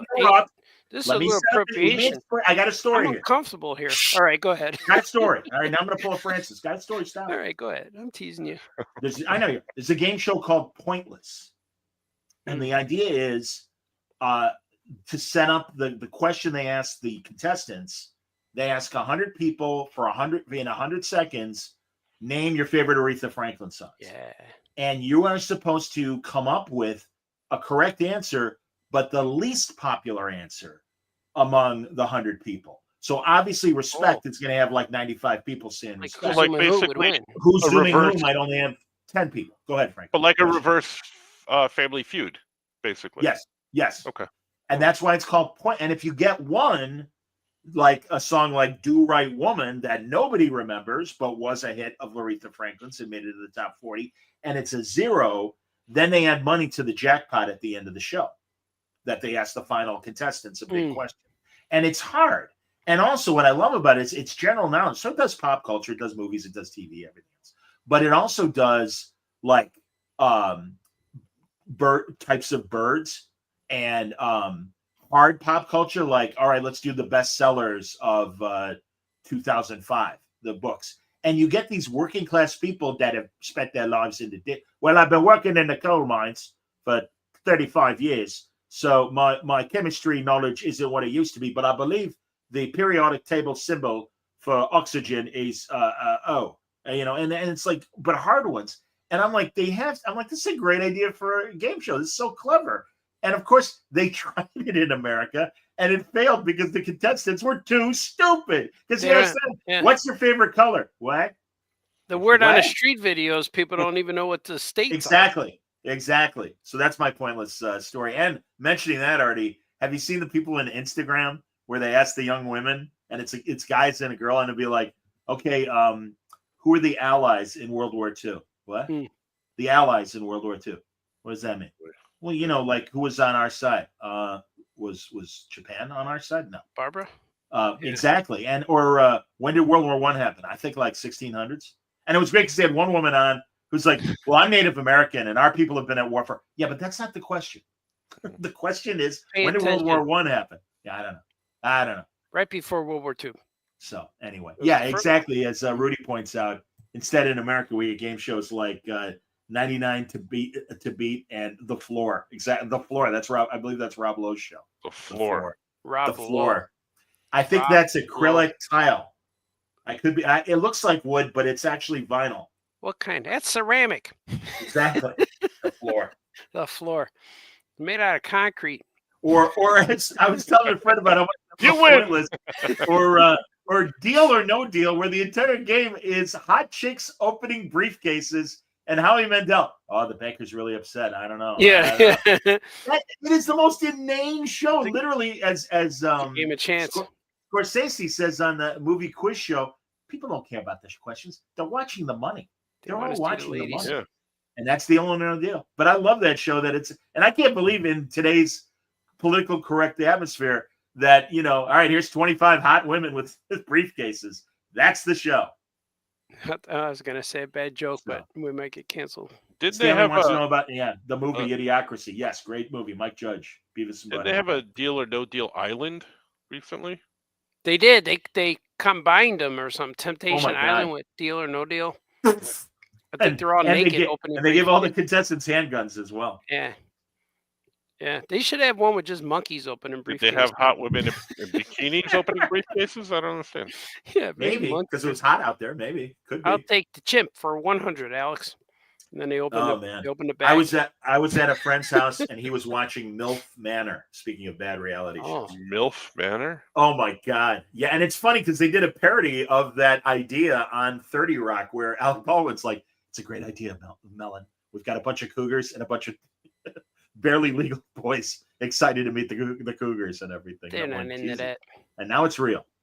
Milf Manor, ladies and gentlemen. That's how I think the show with the Karate Kid, what's it called? Cobra Kai. Cobra Kai.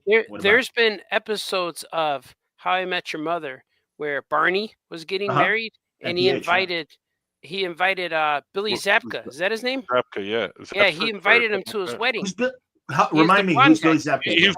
He's the blonde guy in from Cobra Kai and Karate Kid. Sure, Johnny. And in the show, in the How I Met Your Mother, Barney liked because he said, "You're the real Karate Kid. That kid hit you an illegal kick," and he explained the whole show.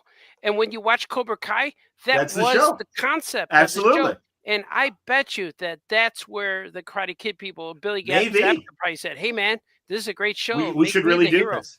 Yeah. Oh, I remember the press conferences for the first season of Cobra Kai where Johnny's explaining the Zabkas and explaining the concept. And it's like, oh no, that's brilliant. Now, I'll admit I fell off. I didn't watch till the end. And it's funny, Chucky just gave me the movie to watch. Chucky. But those first with Jackie Chan and Ralph Macchio, right? Yes. Yeah, they teamed up. Yeah.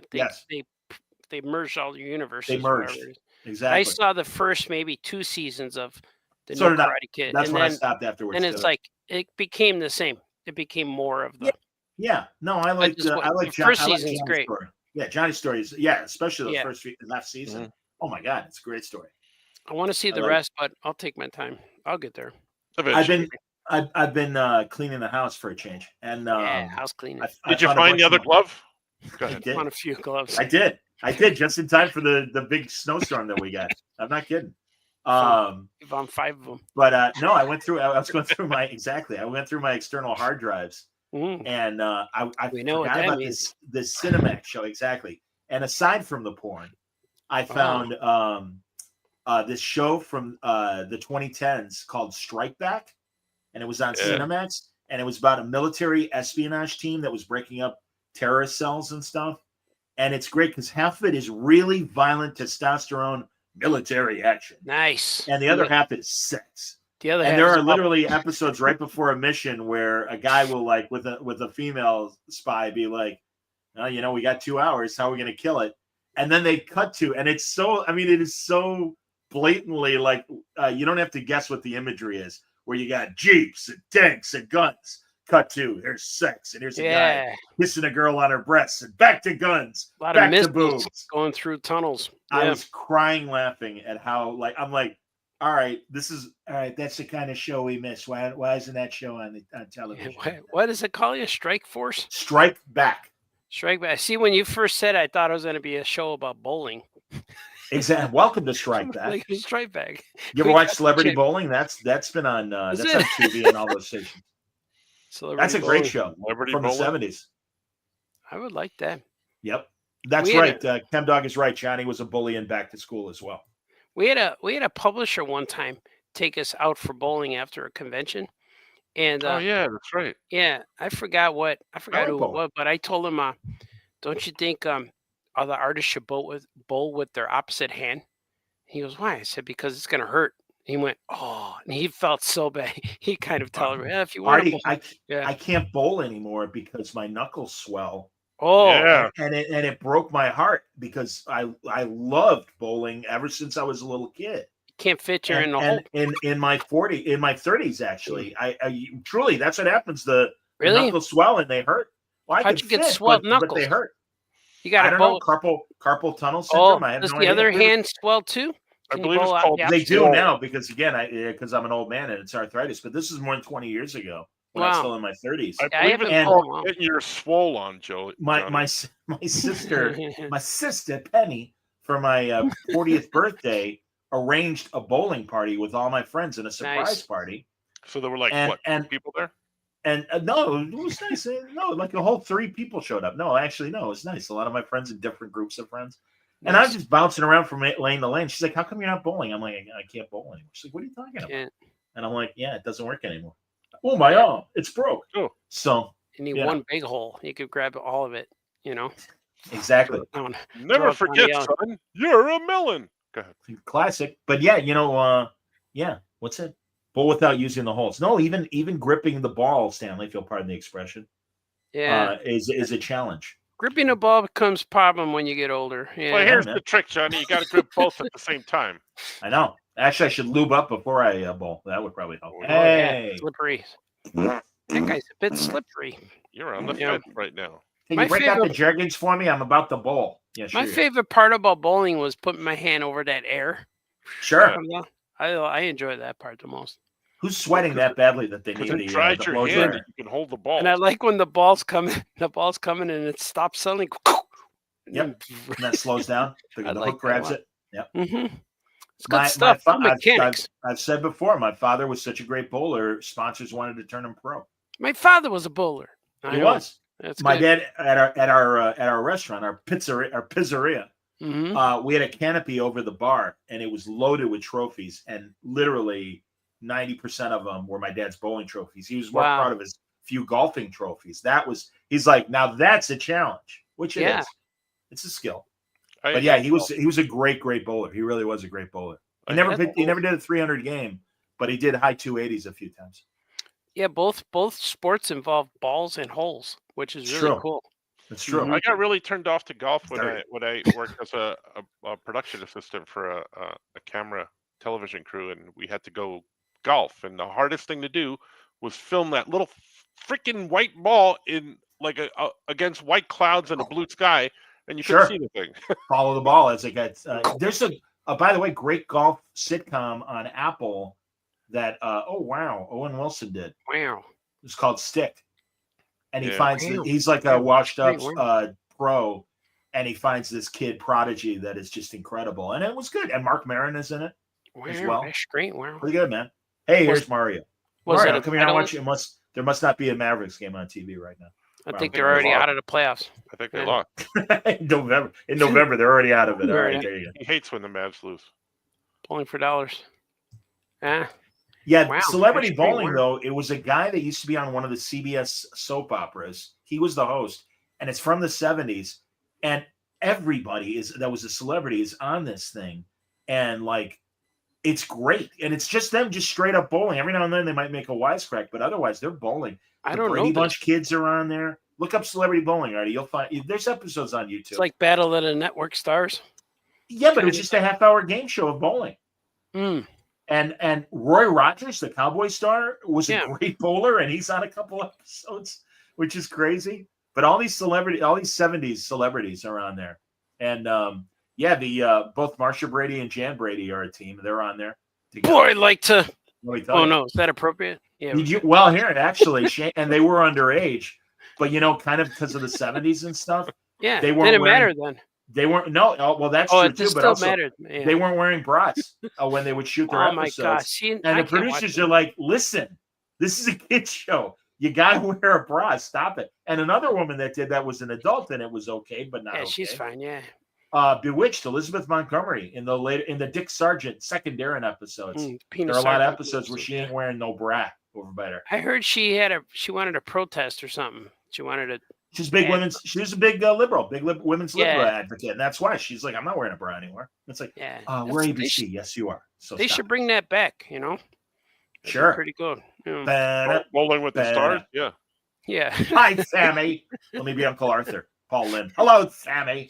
You're on the line, Baltazar. That's a thing that they'll never bring back is like Battle of the Network Stars. I used to love that, but there were only like 3 networks back then. Yeah. So it was. Yeah, now you got to do Fox and. But now they tried to bring it back. I want to say a while ago they brought it back. Yeah, they brought it back like in the late 90s or early 2000s or something like that. It was like. Yeah, look it up, Johnny. Am I ever wrong? No, then it'd be like a tournament. Because I know too, in the early 2000s, they were rerunning the old ones. No, they brought back. And they're on YouTube and everything. Look it up. Well, I heard because you're like you got to wonder when it's like, man, Ron Howard's on a television show and Penny, my sister Penny, and all these people. Why are they doing this show? Yeah, please do. The reason why is because they made more money doing those game shows because they would be big cash prizes. Sure, big cash prizes. And they weren't making a ton of money back in the 70s on TV. I mean, they were comfortable, but they weren't like making the $1 million an episode like they are now, certainly. Well, so why that's reality why they all did it. William That's why Shatner was reality- captain yeah. of the NBC team. Battle of the Network Stars, 2017. Wow, God really? damn, not that much. A 10-episode summer event that pits teams of current and classic TV stars from multiple eras and different genres against one another in a variety of athletic games. Does it say which network it ran it? Netflix. I It bet was on- Fox. It was on what you call it? ABC, CBS. Peter Brady was the host, apparently. Really? Okay. After he married that Maybe Christopher or- Knight. No, Mike Yeah. Greenberg was a co-host. Oh my God! So it was ABC. Joe Oh my- Joe Tessitore was Hey, nice. another co-host. Yeah. Guy He's a from big. WWE. Yeah. At boxing. Yeah, but he's WWE. But Mike Greenberg, my buddy Mike. But Ronda I had no Rousey, idea. Denise Richards, Julie Benz, Was Catherine Bell, was Byron Allen in Bill it? Wagner, Kelly Osbourne, Which Wagner was on? Jill Wagner, I don't know her. Charisma Wagner. Carpenter, Sure. Ooh, Mary Charisma Carpenter. McCormick, Ted I got- McGinley. Ted Oh my McGinley. God. Oh, Are these Bronson Pinchot was on it. on Hulu? Barbara? Dave Foley. Johnny, how much work do you want me to do for this thing? Come on. Well, yeah, I'm sorry. I'm used to an Jonathan- ombudsman doing this. Jonathan for me. Go on. Lipnicki was on it. He was the kid with the big head from the Yeah. Tom Yeah. How much Cruise, is your head weigh? Yeah. Kevin about 3 Sorbo, pounds. Joey Lawrence, Of course, Hercules was doing. He needs a job. What's a hammer Chad for? Lowe. Yeah. Lou Ferrigno, he was on an episode. Donna Yeah, he always Mills. needs a job. So all Donna these people Mills, were like on there. 75. What Yeah. competition was she in? The Rascal competition? So Donna this was, Mills? this Wasn't she on the beach movies? 2017. Jimmy Walker. So yeah, Really? all these Dynamite people He were on guy? always did a job. there. Mm-hmm. Did they Was do the Rick- tug of And, wars like the old one? The tug of And war? Was I Ray don't know, Parker Johnny. Jr. in it? I'm Jamie looking used it to up be now. my girl. Battle of the Network Stars. Let's see. Reviews. Cool and funny redo of the series. Yeah, I don't think so. Better than I thought. Yeah, I still don't think so. So it aired. It doesn't say where it aired. It aired on the ABC. I'm asking you There if you go. it's streaming on like Hulu. Hulu has all the old ABC stuff. No, you're better off ABC. watching the old ones, Johnny. Easy. Oh, I love the old ones. Yeah, just watch those. With Gabe Kaplan, he makes the show. Yeah, it's not streaming anywhere, which is shocking. Shock. I got to be Yeah. honest. I don't know about you. Do you guys watch any of these reboots of the game shows like Match Game or Hollywood No. Squares or whatever? They No, they're suck. awful. I don't I'm watch like, any. oh, Martin Short is hosting Match Game. Okay, I love Martin Short. Ah, It that- is so canned, bad jokes, ha ha. And it's like, no, you got to do it like the old Gene Rayburn show or Hollywood Squares, where they used to get bombed and then tape Yeah. the show, and then Well, you they get still get loose and bombed. relaxed. We watched Family Feud. Kind of bomb. Family Feud's the only one I watch. Is Steve Harvey hosting it? Steve Harvey. Oh yeah. no, what I'm thinking about the Graham Norton show. They all get bombed on that show. They do, There. and you know, my theory on that is because all the Americans are in England, that I think subconsciously like, well, it's just British TV. Yeah, they're Who's on gonna be watching? vacation. Yeah, Yeah. they're on vacation. Yeah. When you're on vacation, you're different. They cut different than loose. when you're Yeah, home, they cut yeah. loose more. Mm-hmm.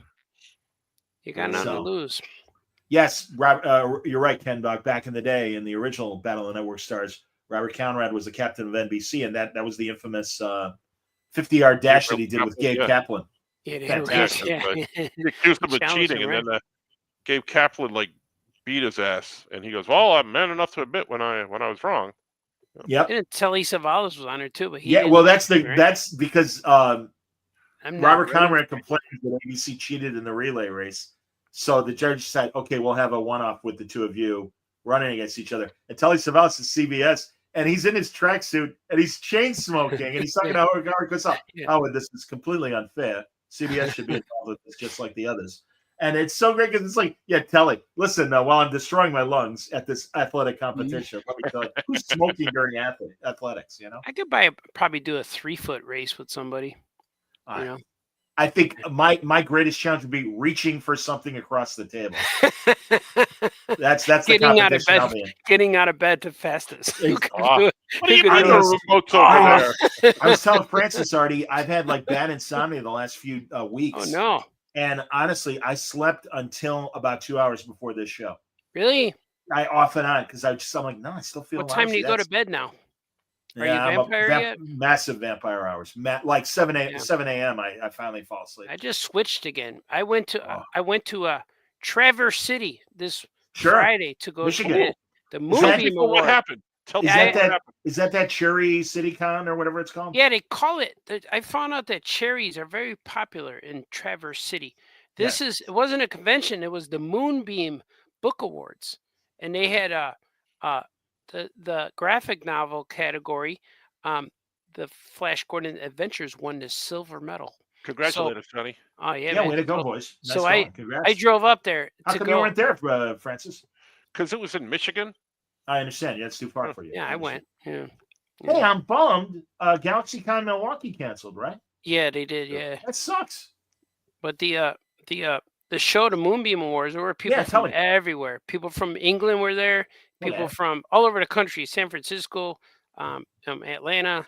There was people I met who were there from Look up several- Francis. Mario's congratulating you guys. several from New York. So because it was Nice. in Michigan, several from New York came, Nice. and but Yeah, it was some of the representatives. I couldn't Did be you see there. Katie in Cook there? yeah, huh? Was Katie there?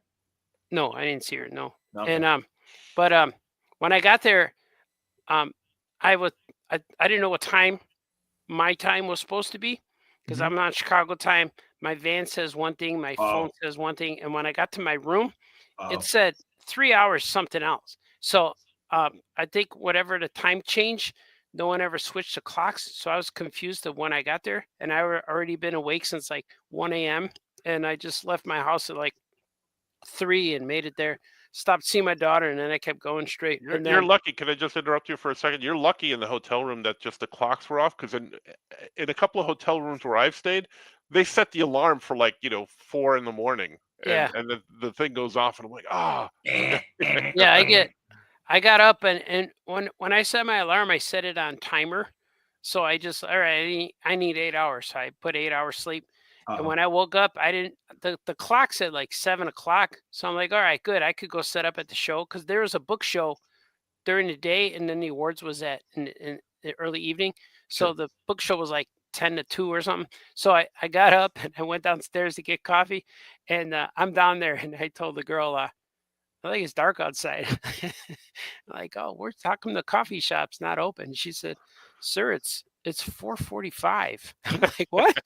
I'm like, what? She's like, nothing opens till 7. I'm like, what the heck? Like 7 o'clock. You start mumbling to yourself, Like- daylight savings time. Like, I go, what time is it? And like, my clock says, and I'm looking at everything I was living my life was wrong. So I had to wait. Yeah. So I had to wait a little while. But by the time I got coffee and then I went to the show and set up, and they gave us some cheddar broccoli soup to eat for lunch. Man, I was like dying around noon. I'm so dying. I'm like falling asleep. I was like, man, I need to go lay down. Like I'm hurting. And then the show was still like 3 hours more. So then after, it was good though. I sold a bunch of books, and we got when I got there, they greeted me with the award, the medal. So I put it around my neck right away, and everyone at the show was an award winner for the show. It was really cool, and people were able to come in and buy the award-winning book, and they gave us stickers to put on all the books, and they gave us a plaque, like a certificate, certificate, and I walked around the room to meet everybody, and everyone had the plaque on their table with the books. I'm like, oh, and I didn't realize what was in my envelope, so I went back and displayed it. It was really cool. Made a little video, and I saw your photo in front of the background and everything. Yeah, it was real cool. And Cool. and then the ceremony was awesome too, because again, I don't know what time things are, and they just said, oh, we're gonna have a ceremony tonight, but I was thinking it was gonna be like 7 to midnight or 8 to something like that, and I went to the lobby, and I asked the guy, the concierge, I said, are the Moonbeam Awards here? He says, yes, they sure are. And he looked it up, and he says, they reserved the room from 3 to 8. So 3 o'clock. So what? It's like 2:45 now, and I'm exhausted. By the time I unloaded and they came in my room, so 3 to 8. yeah, like I took Wow. a shower real quick. I laid down on the bed. Boom, I was out, and I woke up 20 minutes later. And I looked, wow. and I'm freaking out. I was like, I don't know. I finally my phone was the real time, I didn't touch the one in the room. I don't be confused. And so I got up at 4 and I got dressed and I went down in the room that they were holding the ceremony in was totally empty. No one's in there, but I saw the waitresses fixing things up and hanging banners and stuff. I'm like, okay, so I got time. So I went to the bar, got my chicken wings, got my Michelob Ultra, and just sat there a little bit. And then when people started going in, it was about 5:30. So I was there for an hour and a half just eating. Oh, so they reserved the room from 3 to 8, but the awards wasn't until later. All right. Yeah, it was the awards were from 5 to 7. That's what that said. Finally, so they have setup and cleanup. So there you go. So the weird thing is, like, all weekend I didn't know what time it was, but I knew I had to be there around a certain time, so I hovered every week. And then it was real cool, man. They had all of our award books on the table, and did you make a speech? Yeah, I got to talk for about 3 minutes. Each person gets 2 to 3 minute speech, and it was cool. They announced the awards. They announced my name and stuff in the book, and they announced all the books. Of course, they said, "Here's the gold medalist. Here's silver medalist." There was gold, silver, bronze for every category, and they tell people where they're from. And most of the speeches, they were good, man. They were real touching and personal, and a lot of people were crying a few times. It's very touching. It's like winning the Eisner. It's like you don't know what to do. You just feel the emotions. Yeah, it was kind of big. It was kind of a big deal. And so when we, I'm saying the award, the Big Amiibo, like your Big Amiibo award. Yeah, the Big Amiibo award. Yeah, a little bit like that. Yeah. And so when I went up, it's real. Go ahead. Yeah, real. Yeah, well, ours was real. Yeah, it manifested something of its own. And software day. Yes. But I went up and I just told him that I've been doing this forever, and like I'm been drawing since 5th grade and stuff. And I told him what I did, and I said I work for all these people and all these big companies, and so winning an award was very important, and I thanked them and stuff. And then that little speech lets everyone know who you are. And so when I sat down, people started coming up and asking me stuff. It was really cool. Nice. It was really interesting. So it's kind of like no one knows who you are until you say something, and then they're all freaking out. They're all asking me questions, all kinds of questions, and most of the people there were indie. The publisher, they self-publishers, or they have a small publisher. Yeah. So it was kind of cool, and I liked it a lot. And then after was it a library award? Like who sponsors this Moonbeam award? It's called Jenkins Group, I think it's called. I'm not sure. Fergie Jenkins, the former Chicago Post. Yeah, that guy. Yeah, him and his people established his book award. I met graphic novels. Yeah, I met all the people who run the company, but I don't know how it does. But it was a big thing. They gave us a medal. Yeah, it was pretty cool, man. And it was real fun. And then I drove back the next day and hung out with Audrey a little bit. Nice. Spend the night there, and then came back again. But at her dorm room over by her? Yeah, I rent a hotel on her block. So I'm staying right next to her dorm. Oh, nice. Fancy hotel. So I got a big room, so we stayed there. Mario is posting Paul Jenkins. I have no idea why. I love Paul Jenkins. He's a good friend. He's the Jenkins Award guy, yeah. Yeah, maybe. Oh, there you go. Yeah, all right. Man, I was telling the guys off the air, I am going senile, kids. I am really going senile. Because really, Jenkins, what? Are we talking about Jenkins? Yeah, I think it was the Jenkins, or it could have been the Jeffrey Group. I think we've known that for years, Johnny. But yeah. Put the pipe down, son. So it's cool because like last year I won that the SIPA award. It's called Colorado Independent Publisher, and I flew out to Boulder, Colorado to get the award for Yogs. So the cool thing is like last 2 years I wanted to award the last 2 years, and they were both from Papercut. So that goes a long way with them. So it's really fun. Leroy Jenkins. I don't know Leroy Jenkins. Why do I remember Leroy Jenkins? What's that from? Yeah, I don't know. But it was real fun, man. There's hilarious fake commercials of like the guy who did the foot rub and barbecue sauce commercial. Oh yeah. Is that fake? Oh, it's oh my God, yes, it's fake. Good Lord, that's fake. Yeah, who do you go to license a business for that? All right, so it's foot rubs and barbecue. Yeah. Okay. I thought it was real. No. Because it looks it looks authentically local TV. You know, you're like the Moo and Oink, a classic Southside Chicago grocery store. The Moo and Oink, the butchers, I believe. Mm-hmm. The Moo and Oink. I remember when they used to sponsor Bob Loose Wrestling. Bob Loose? Yeah, he was the local promoter. Dick the Bruiser and the Valiant Yeah. Brothers and That's Bobo a fam- Brazil, That's a Leader family show. Yukon Moose Cholak. These are all 70s Chicago area wrestlers. Oh, it's the best. Oh, wrestlers. I thought we were getting all nasty. You didn't have to be muscular. You just had to be big. Exactly. You could be. a I big will fat see guy. you at the Coliseum Saturday Mm. night. You had to and I have will hairy rip arms. your head. All right, Dick the Bruiser with the big challenge. Yeah. You know, Kopic, my dear departed friend Chet Kopic, Oh. he used to do the local WWF cards at the then Rosemont Horizon, now the Allstate Arena. And Nice. they offered him several times over the years offers to be the national broadcaster, sports guy, sports Oh, announcer. cool. And he turned it down. He's like, no, if I do that, then I'm not legitimate anymore. I can't. I I've won't got a be job Chet in Chit Chat. Yeah, exactly. I And like it's like, Chet Chit Chat. Chet, God bless you. You're not that far away from the cartoon that they want you to be. All right. He was great. He was what you saw was what you got. He was Anchorman in real life. That's the only way to describe him, Frank. Oh, It was cool. like he was Rob Burgundy in real life. He really was. Man, we when I got home yesterday, Uh-huh. I'm so exhausted, but I'm wired because I'm drinking all this Red Bull, and I made it through two blizzards, almost died a few times, and finally got home, and I'm so starving and wired. And Gordy was home, just Gordy sitting at the kitchen table, and I got in, and I said, "Hey man, you hungry? You want to go eat?" Because I was starving. He went, "Yeah." So we got dressed, and we went to Buffalo Wild Wings Sure. near the house, Sure. and walked into the that little hallway before you go through. Yeah. It smelled so bad, like Oh, why? What like happened? like butthole, ass, that's- sweat cheek.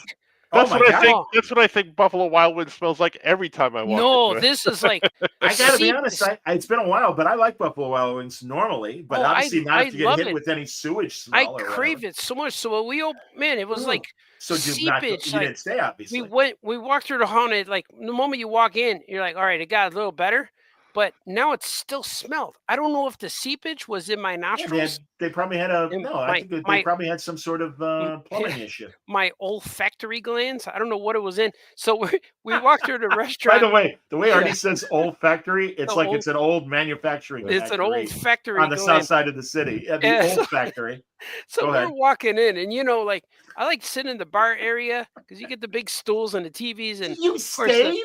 no, listen, yeah. Go I ahead. I'm walked in, sorry. I And me and apologize. my son were walking like stinks. We're walking. We walked past the bathroom, and it smelled great. Like, ooh, like all of a sudden, like I'll eat there. they must have just cleaned the bathrooms because, like, oh, it smells fresh. And then 5 feet past the bathroom, we went to the bar area, Stank. and it smelled more. And we're like looking, and they see us. The two ladies are. We're the only ones in the place. There was like another couple maybe, but we're the only ones in the place. And the ladies are looking at us and waiting for us to sit down. And my son's like, "Still stinks, still stinks." We walked. We found a table way deep in the corner. Like, "That is still Stink. stinks." And I looked at the ladies. "Why it smells like butthole in here?" And they're like, and they said, "It's not us. It's outside. There was a gas leak." Like, but that happens. but it became you. It stinks. And then we went outside, and I searched for another one, and we drove another So Red Robin instead, or another something? 5 meals. No, we went. I wanted Buffalo Five Wild Guys? Wings. We found another one Oh, like 10 minutes away because there's a bunch by me. So we I found didn't another realize one. that. Oh, And God. it was actually our third one because the second one we found was yeah, It was we the drove- third one. Counting. drove through- That'd be three. drove Let's hear what happened at the second one. Yeah. yeah, we drove to another one and we're like, "Oh, there it is, let's go." And it was one of those my God. takeout ones.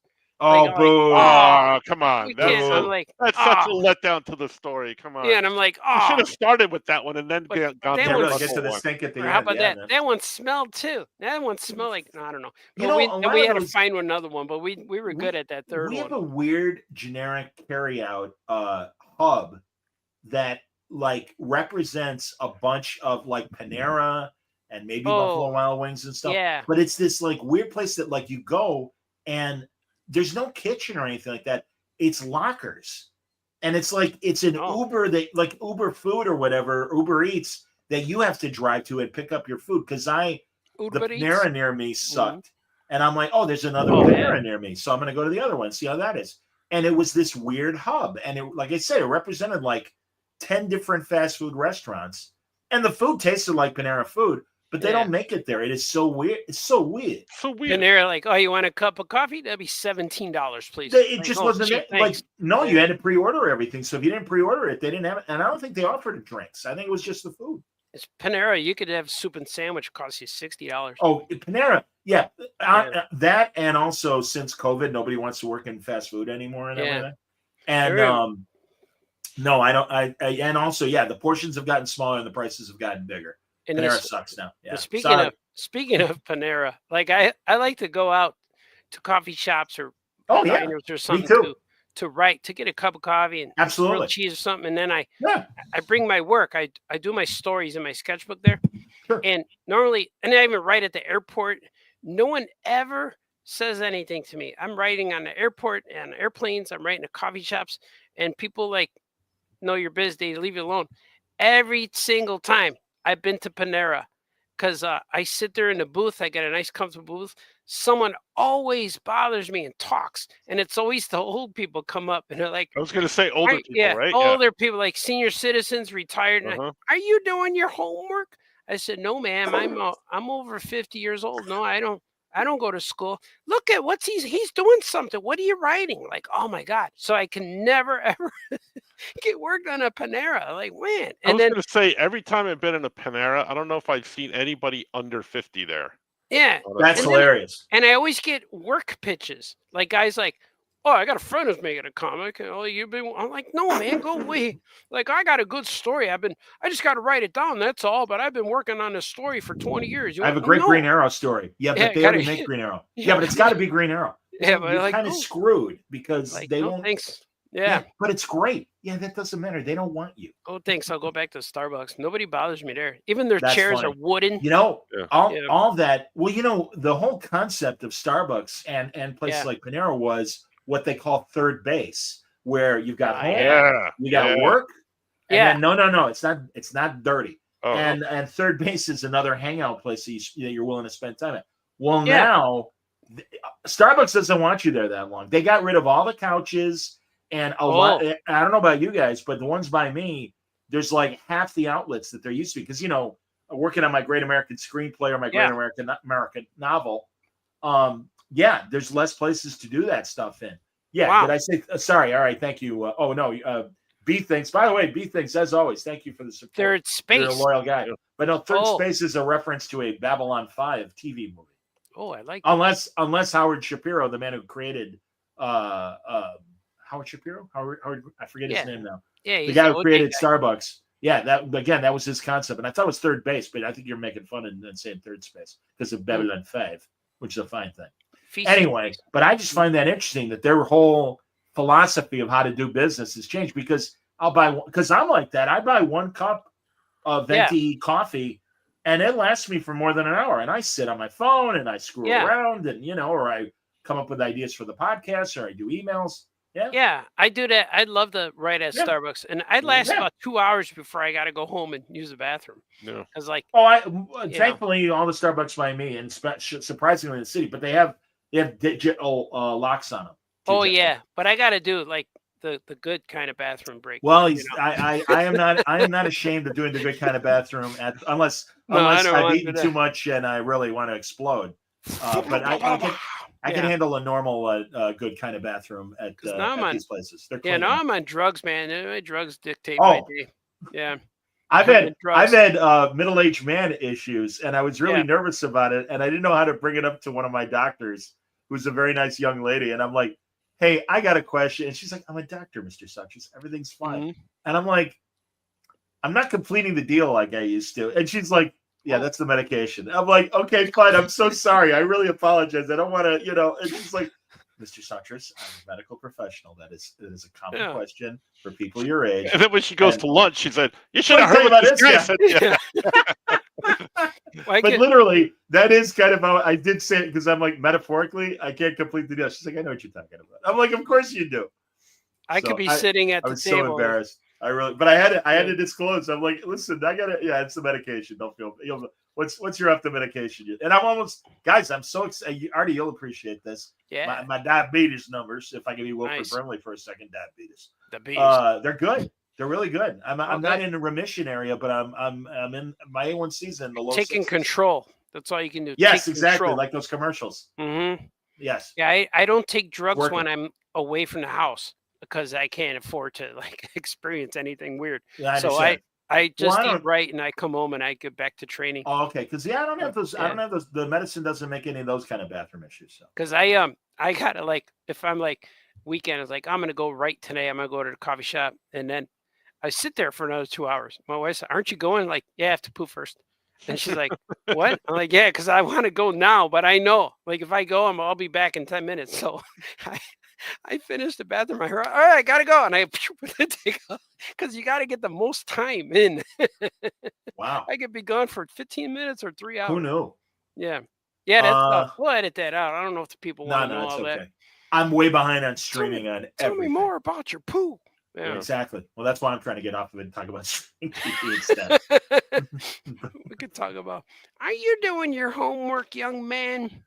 Wow. Mhm. And I'll say, What? Oh, I saw, You got and movie season is beginning. Oscar contenders. Hi, Oscar. I saw Ethan Hawke's new movie. It's called Blue Moon, like the song. Mm. It's about the composer of Blue Moon. Exactly. You saw me standing alone. Mm. It's Richard Linklater, who made all those great 90s and early 2000 movies, but Ethan Hawke, and it's Rodgers and Hammerstein, of course, the great musical duos. Yeah, I order This is from them about- all the time. This is about the composer chef. This is about the composer before Hammerstein that Rodgers collaborated with, Lorenz Hart. And Nice. Lorenz Hart and they wrote Blue Moon, and they had a ton of musical hits, and they had a ton of popular songs and stuff. But he kind of left Hart for Hammerstein because Hart was a big boozer and stuff, and had real issues of getting work done. And Ethan Hawke totally uglies himself up. He looks hideous. He's playing really short, and I think the other guys are either standing with platform shoes or he's in. He's supposed to be a short guy. Supposed to be a real short guy, and it's a real story. This is about a real story and everything. Wow. And it takes place the night that Oklahoma debuts, and everyone is toasting Rodgers and Hammerstein how great they are, and poor little Lorenz Hart is like off in the aisle. I think at the very least he'll get a nomination for Best Actor for this, because don't you think when they ugly themselves up, that's when like the nominations? Yeah, they're supposed. That's what Sydney Sweeney thought, and I guess they yes, moved and Bob. then yes, I got to be honest, Artie. I knew Christy Martin, the boxer that story is based on. Yeah, and it is a really tragic story. Yeah, I know her. But I'm sorry. I'm sure that the general public's like, I don't want to see Sydney Sweeney be ugly and tell this really depressing story. And it I doesn't want her look in a like bathing suit. Well, no, absolutely. Well, it's like when Charlize Theron did Monster. Yeah, they got and, and she won the Oscar for She won the Oscar. Yeah. So no, I'm sure that's the thinking. But the Christy, and also, I don't think Christy, or I don't think I don't know. I haven't seen the movie, so I should really see the reviews and possibly see the movie. I don't think she's that great of an actress that she can pull it off, but maybe that's right. And then it's we get something similar with $1 Million Baby, which is kind of similar. Yeah, Hillary Swank, the Swank. Yeah, female boxer, but she won too. Right, and but she's a great actress. Yeah, actor. Christy, there's a documentary of her. I think somewhere I saw it, and that's what you need. Just watch the documentary. Well, yeah, so I don't think she's popular enough for people to go see it.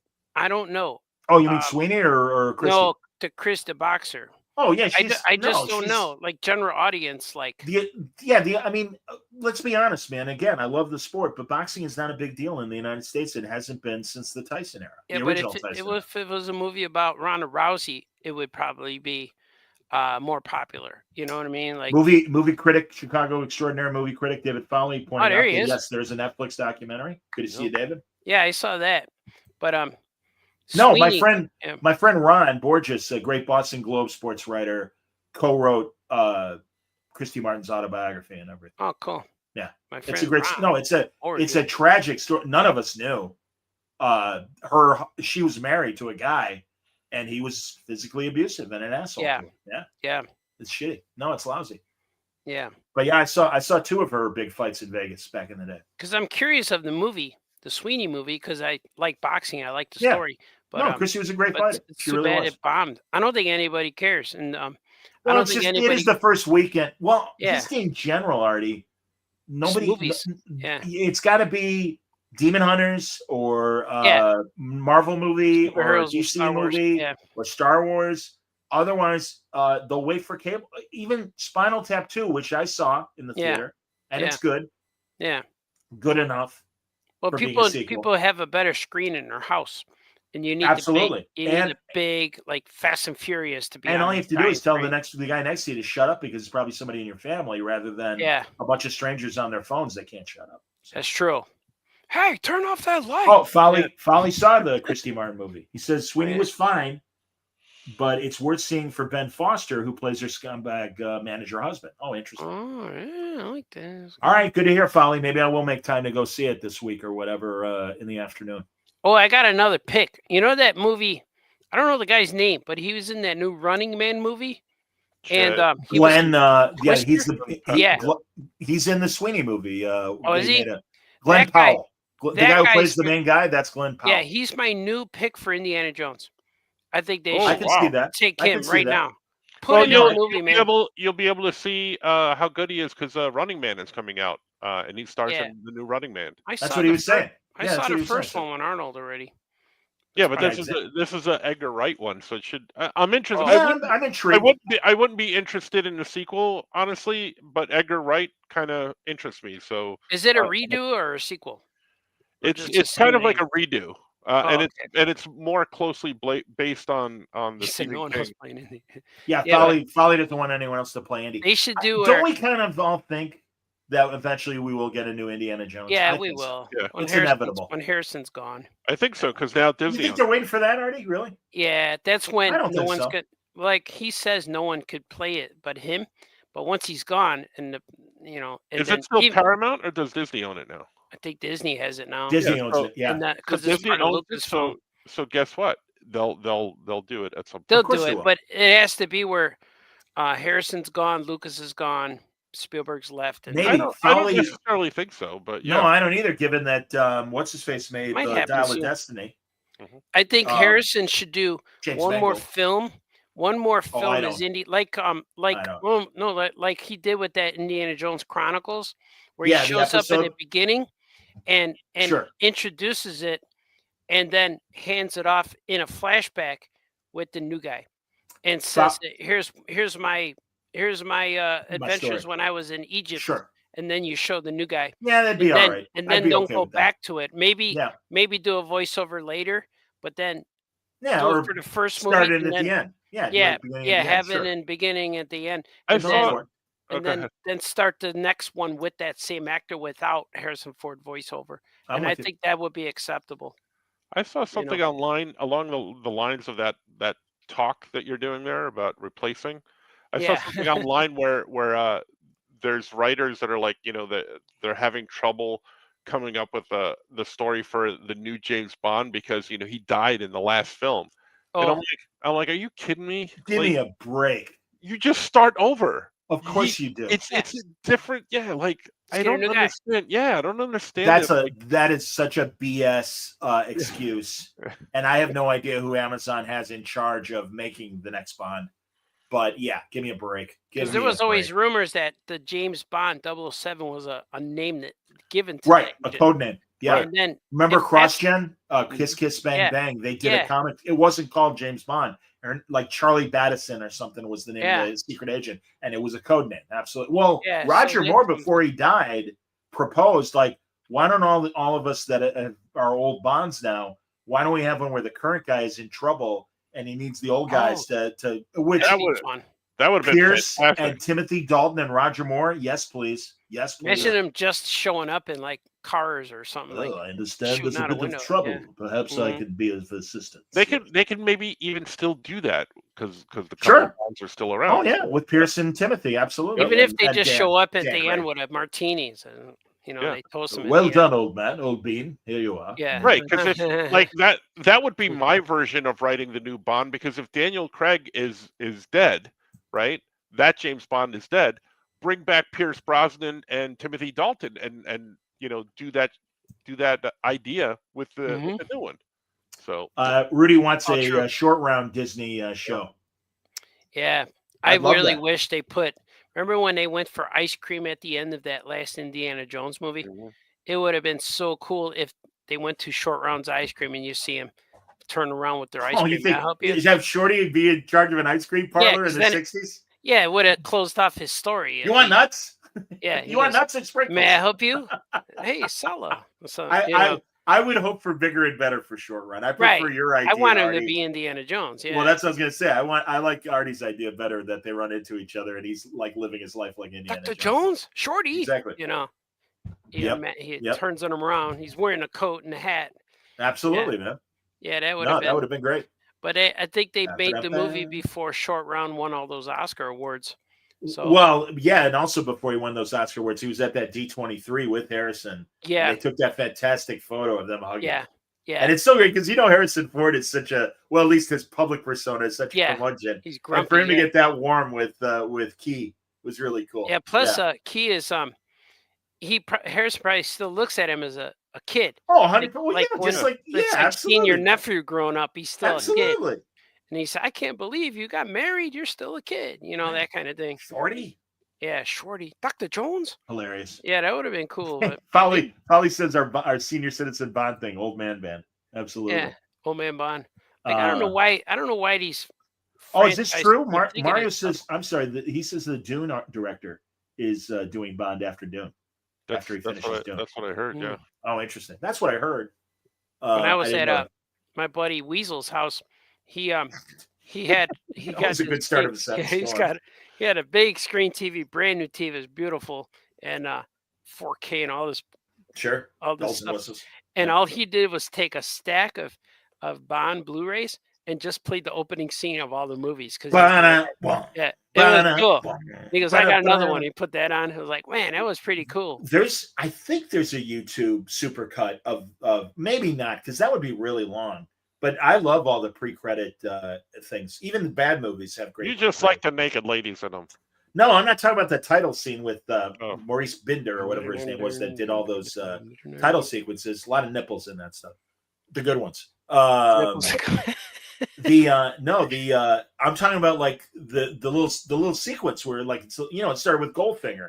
Yeah. The little 10-minute action thing before you get to the credits. Yeah, that's what we watched. We watched all Yeah, those. that's what and I then figured. Yeah, we man, watched they're the good. opening song and then They're we good. Yeah, take it out exactly. and put the next one on. That's what Indiana Jones does that too a little bit. Absolutely. I forgot that. Remember Aha and Take on Me? Yeah. Yeah. They did one of the Bond songs. They did I Nice. believe Living Daylights. My favorite aha moment is from Family Guy when Chris gets pulled into the Yes, sucked refrigerator into the video. and he does the whole video and then he comes out and his mom's like, Chris, where were you? And he's like, I don't know. That is great. That is it. That and do you remember there was what were they called? Eye in the Sky. Alan Parsons Project. Mm-hmm. There was a song they did called Don't Answer Me. And it looks like a comic book. The video looks like a comic book. And I remember Heidi McDonald and I talking about that Nice. one time.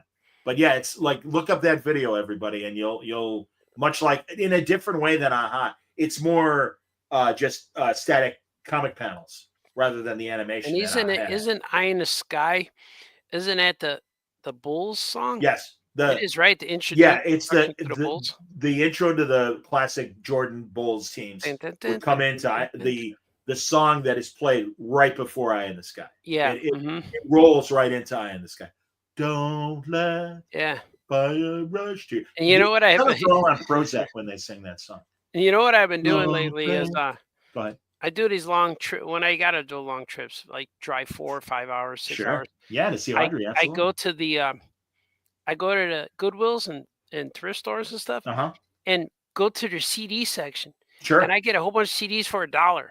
So yeah. because I got Spotify that I know you could plug in your Spotify? aux toward, Sure. but I need the GPS all the time, so I don't really mess with that. But Sure. I've been listening to CDs, and I just go and buy a whole bunch. You know you can play both at the same time, I probably. was gonna say, or Yeah, like, I need that cord though. The kids. keep yeah, taking- that's what I was gonna say because that's what Yeah. I do. Is I listen to podcasts. I have an old car, It depends Yeah. on how and old it is, but you can do I have a yeah. USB port, and I plug in my phone, and I just listen to Yeah, podcasts. On my I phone. got to get the cord because I had 2, Yeah. but the kids keep taking them and Audrey, I don't know. They take them, and I don't have them now. They used to be in my car, and they're Well, gone. they need them for their, Yeah, their they things, need, yeah. for their And, devices. so I like going to these finding stuff. You never know what you can find. Sometimes you find a whole bunch of good stuff because somebody just dropped them off.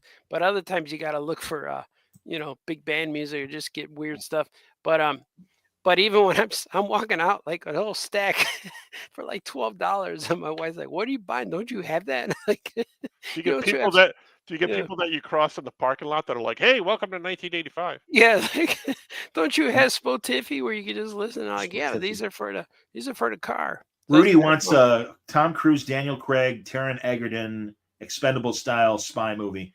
I wouldn't want to see them all cross. I'm never gonna watch that. Yeah, I respectfully, Rudy, I'll pass. That's all right. Some of those guys can make good Indiana Joneses. Yeah, I think, well, Egerton. Taron Egerton probably could. He did the If you want to Kingsman, do which a British indie. Yeah, Hello. the Kingsman I liked a lot. The first one. I liked a lot. even like the second one, actually. Yeah. Do you It's not remember great, but it's okay for a sequel. that show the movie I don't with think so. Nicolas Cage, the Which one? National That's- Treasures? Oh, Yeah. sure. Because it feels like such an Indiana Jones. Yeah, Absolutely. Oh, And yeah, because 100%. he goes on a search, he has a sidekick, he has a girl, and he has his dad in it. And all the ancient history, well, not ancient, but U.S. history is like. And in the very first one, Sean Bean is the star. That's Sean right, Bean Sean is in there? Yeah, he's the bad guy, right? Bean.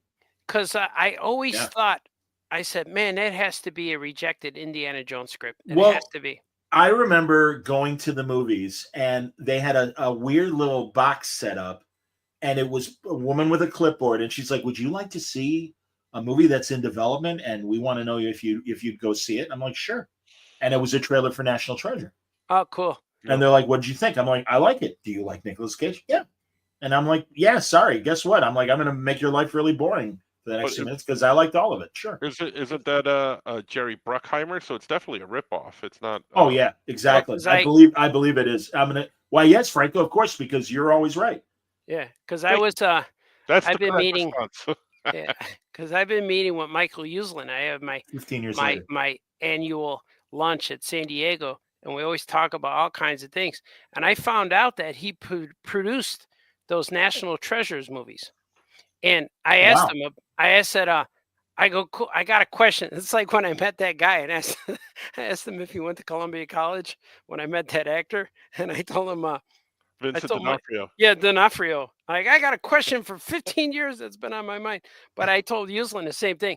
I got a question ever since this movie came out. And I said, was that a rejected Indiana Jones script? And he went, oh, interesting. And he started laughing. He went, no, it wasn't. It was an original idea. Like, Oh wow. And I asked him, and so no, that wasn't Indiana Jones. But he did tell me all about the next Superman movie Oh. and the next Batman movie.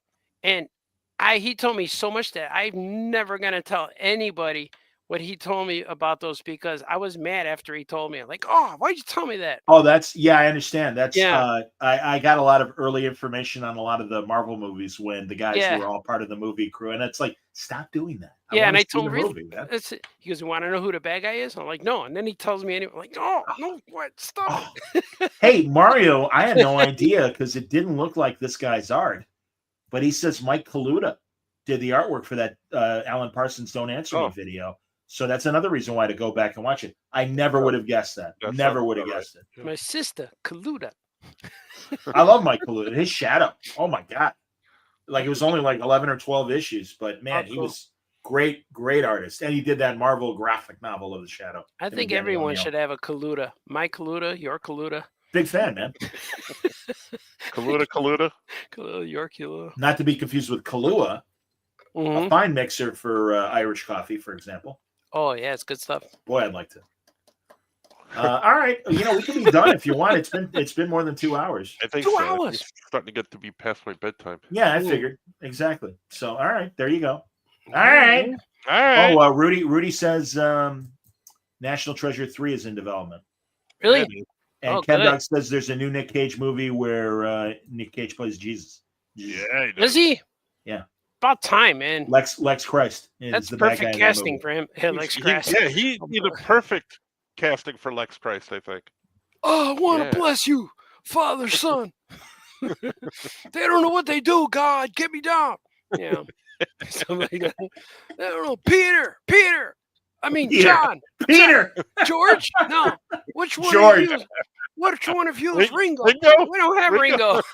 Peter. My name's- I'm Paul, sir. That's right, Paul. Oh, Folly One of Correction you says is no, he does Jamie. not play Jesus. He Yes. plays Joseph. He plays Joseph. Joseph. Oh man, come on. Hey, man, God's- Joseph. God's having his way with your wife, dude. Oh yeah, he is If manipulating. I could things. blaspheme for 2 seconds, absolutely, man. I That's got a theory that might how get come, you how come people canceled. don't have an how come people don't have an issue with that, or further that how come poor Joseph is not referred to as like being cucked by if I can Come put on, it in you're gonna penthouse get it- forum letter terms. You're gonna get us You know? canceled, and then we're not gonna. I be know, on I this know. anymore. Right now, yeah, Well, I every God fearing person right now. That's it. You guys are I got Goodbye. the joke Goodbye. where Joseph and Mary on Maury Povich to get the DNA test. who's the father? And he Bad says, news, Joseph. You're and he not goes, the "Jo- father. you're not the father. What? And she went, I told I've you. seen that. Isn't that real? Isn't I that a tried clip telling somewhere? you. Yeah, I made the joke. I put it out every No, Christmas. I think Am I've I- actually seen like somebody do a parody of that and be like, Joseph, you're Oh, not. really? I got a Lex Christ strip I'm going to release this year. I chickened out the last few years because I'm like, I'm going to do it this year because it has swearing. It only works if he swears. And he says Wow. the BS word. Well, that's some BS. You know, that's the punchline. But I'm going to do it. And That's fantastic. my mom sees that strip all the time where Joseph, you're not the father. And she went, I guess you and your friends thinks that's real funny, don't you? Like, it is funny, Mom. Yeah. Tell And, her. like- Tell her. Yes, we do. And I said, I Wonderful. told my mom too, when did they stop calling her Virgin Mary? When? And he What said, did she what? say? She's I like, don't know. don't sound right. I said, Okay. because Jesus had brothers and sisters. There had to be some That's point. your mother's greatest disappointment in you. Are Yeah, you? it's like- These They are the can things mock we the do. 'cause Bible. Yeah. When I was a kid at Easter one year, my family served rabbit, and I'm like, isn't that sacrilegious? And I got a smack for that. So Yeah, Um, yeah. no. How Apparently, dare the you? movie Follies tells us is called The Carpenter's Son. Carpenter's son. Cut Yeah. that wood, He wanted- boy. Yeah. Exactly. He wanted Jesus to go into the business with him. And come on, stop hanging around with this God guy. What's with your 12 friends? Say, I don't go like get your those guys. brother. I Go don't get your trust those brother. kids. Why? you It's cut like, I that don't- wood paper thin. It's going to be the Declaration of Independence one day. Just Yeah. keep that Judas kid out of the house. I What don't does like that Jesus kid. say when he stubs his toe? You know? And That's like, a good question. Judas- Hey, wow, Judas that's good stand Haskell. up for you already. How come you should give that joke to Skoke? What does Jesus say when he stubs his toe? and what There you go. about when Joseph he's cutting wood, he gets a splinter. Ow! What? Go get Splinter? your brother. What, Dad? I got another Okay. splinter. He goes, Have I him like remove that, it. that Yeah, Nicolas well, Cage you is know. complaining about Judas Haskell. I don't like that Haskell kid. Get him out of the yeah, house. get that Exactly. kid. Hello, Mr. and Mrs. Joseph and Mary. Wow, it's really, I'm here to see young Jesus today. Hello, Mr. and Mrs. Christ. Yeah. That's right. That's their last name, Christ. Exactly. That's ironic, Hi, Mr. and too, that- Mrs. Christ. How you doing? He's a carpenter and a cross is made out of wood. Oh, come on. Yeah.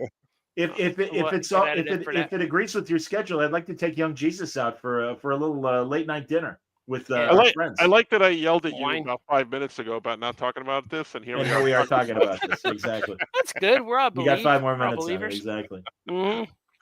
All right. Nice. What? All right, there you go. That's a good way to end. We put a I button on it. lost Very my good. hand. Join Yeah. join us when we'll be back here next week. Yeah, for ghost stories. Absolutely. Really? This I could got likely new be not only our Thanksgiving episode, but even maybe our Christmas episode, depending on our schedules. Nah, we'll, But let's wish everybody a very nice holiday season. we'll do This is another one Halloween. before then. Yeah. Hopefully we will. But The all one right. tomorrow. Yeah. Until next time, everybody stay safe, stay happy, stay healthy. You guys are awesome. Okay, bye-bye.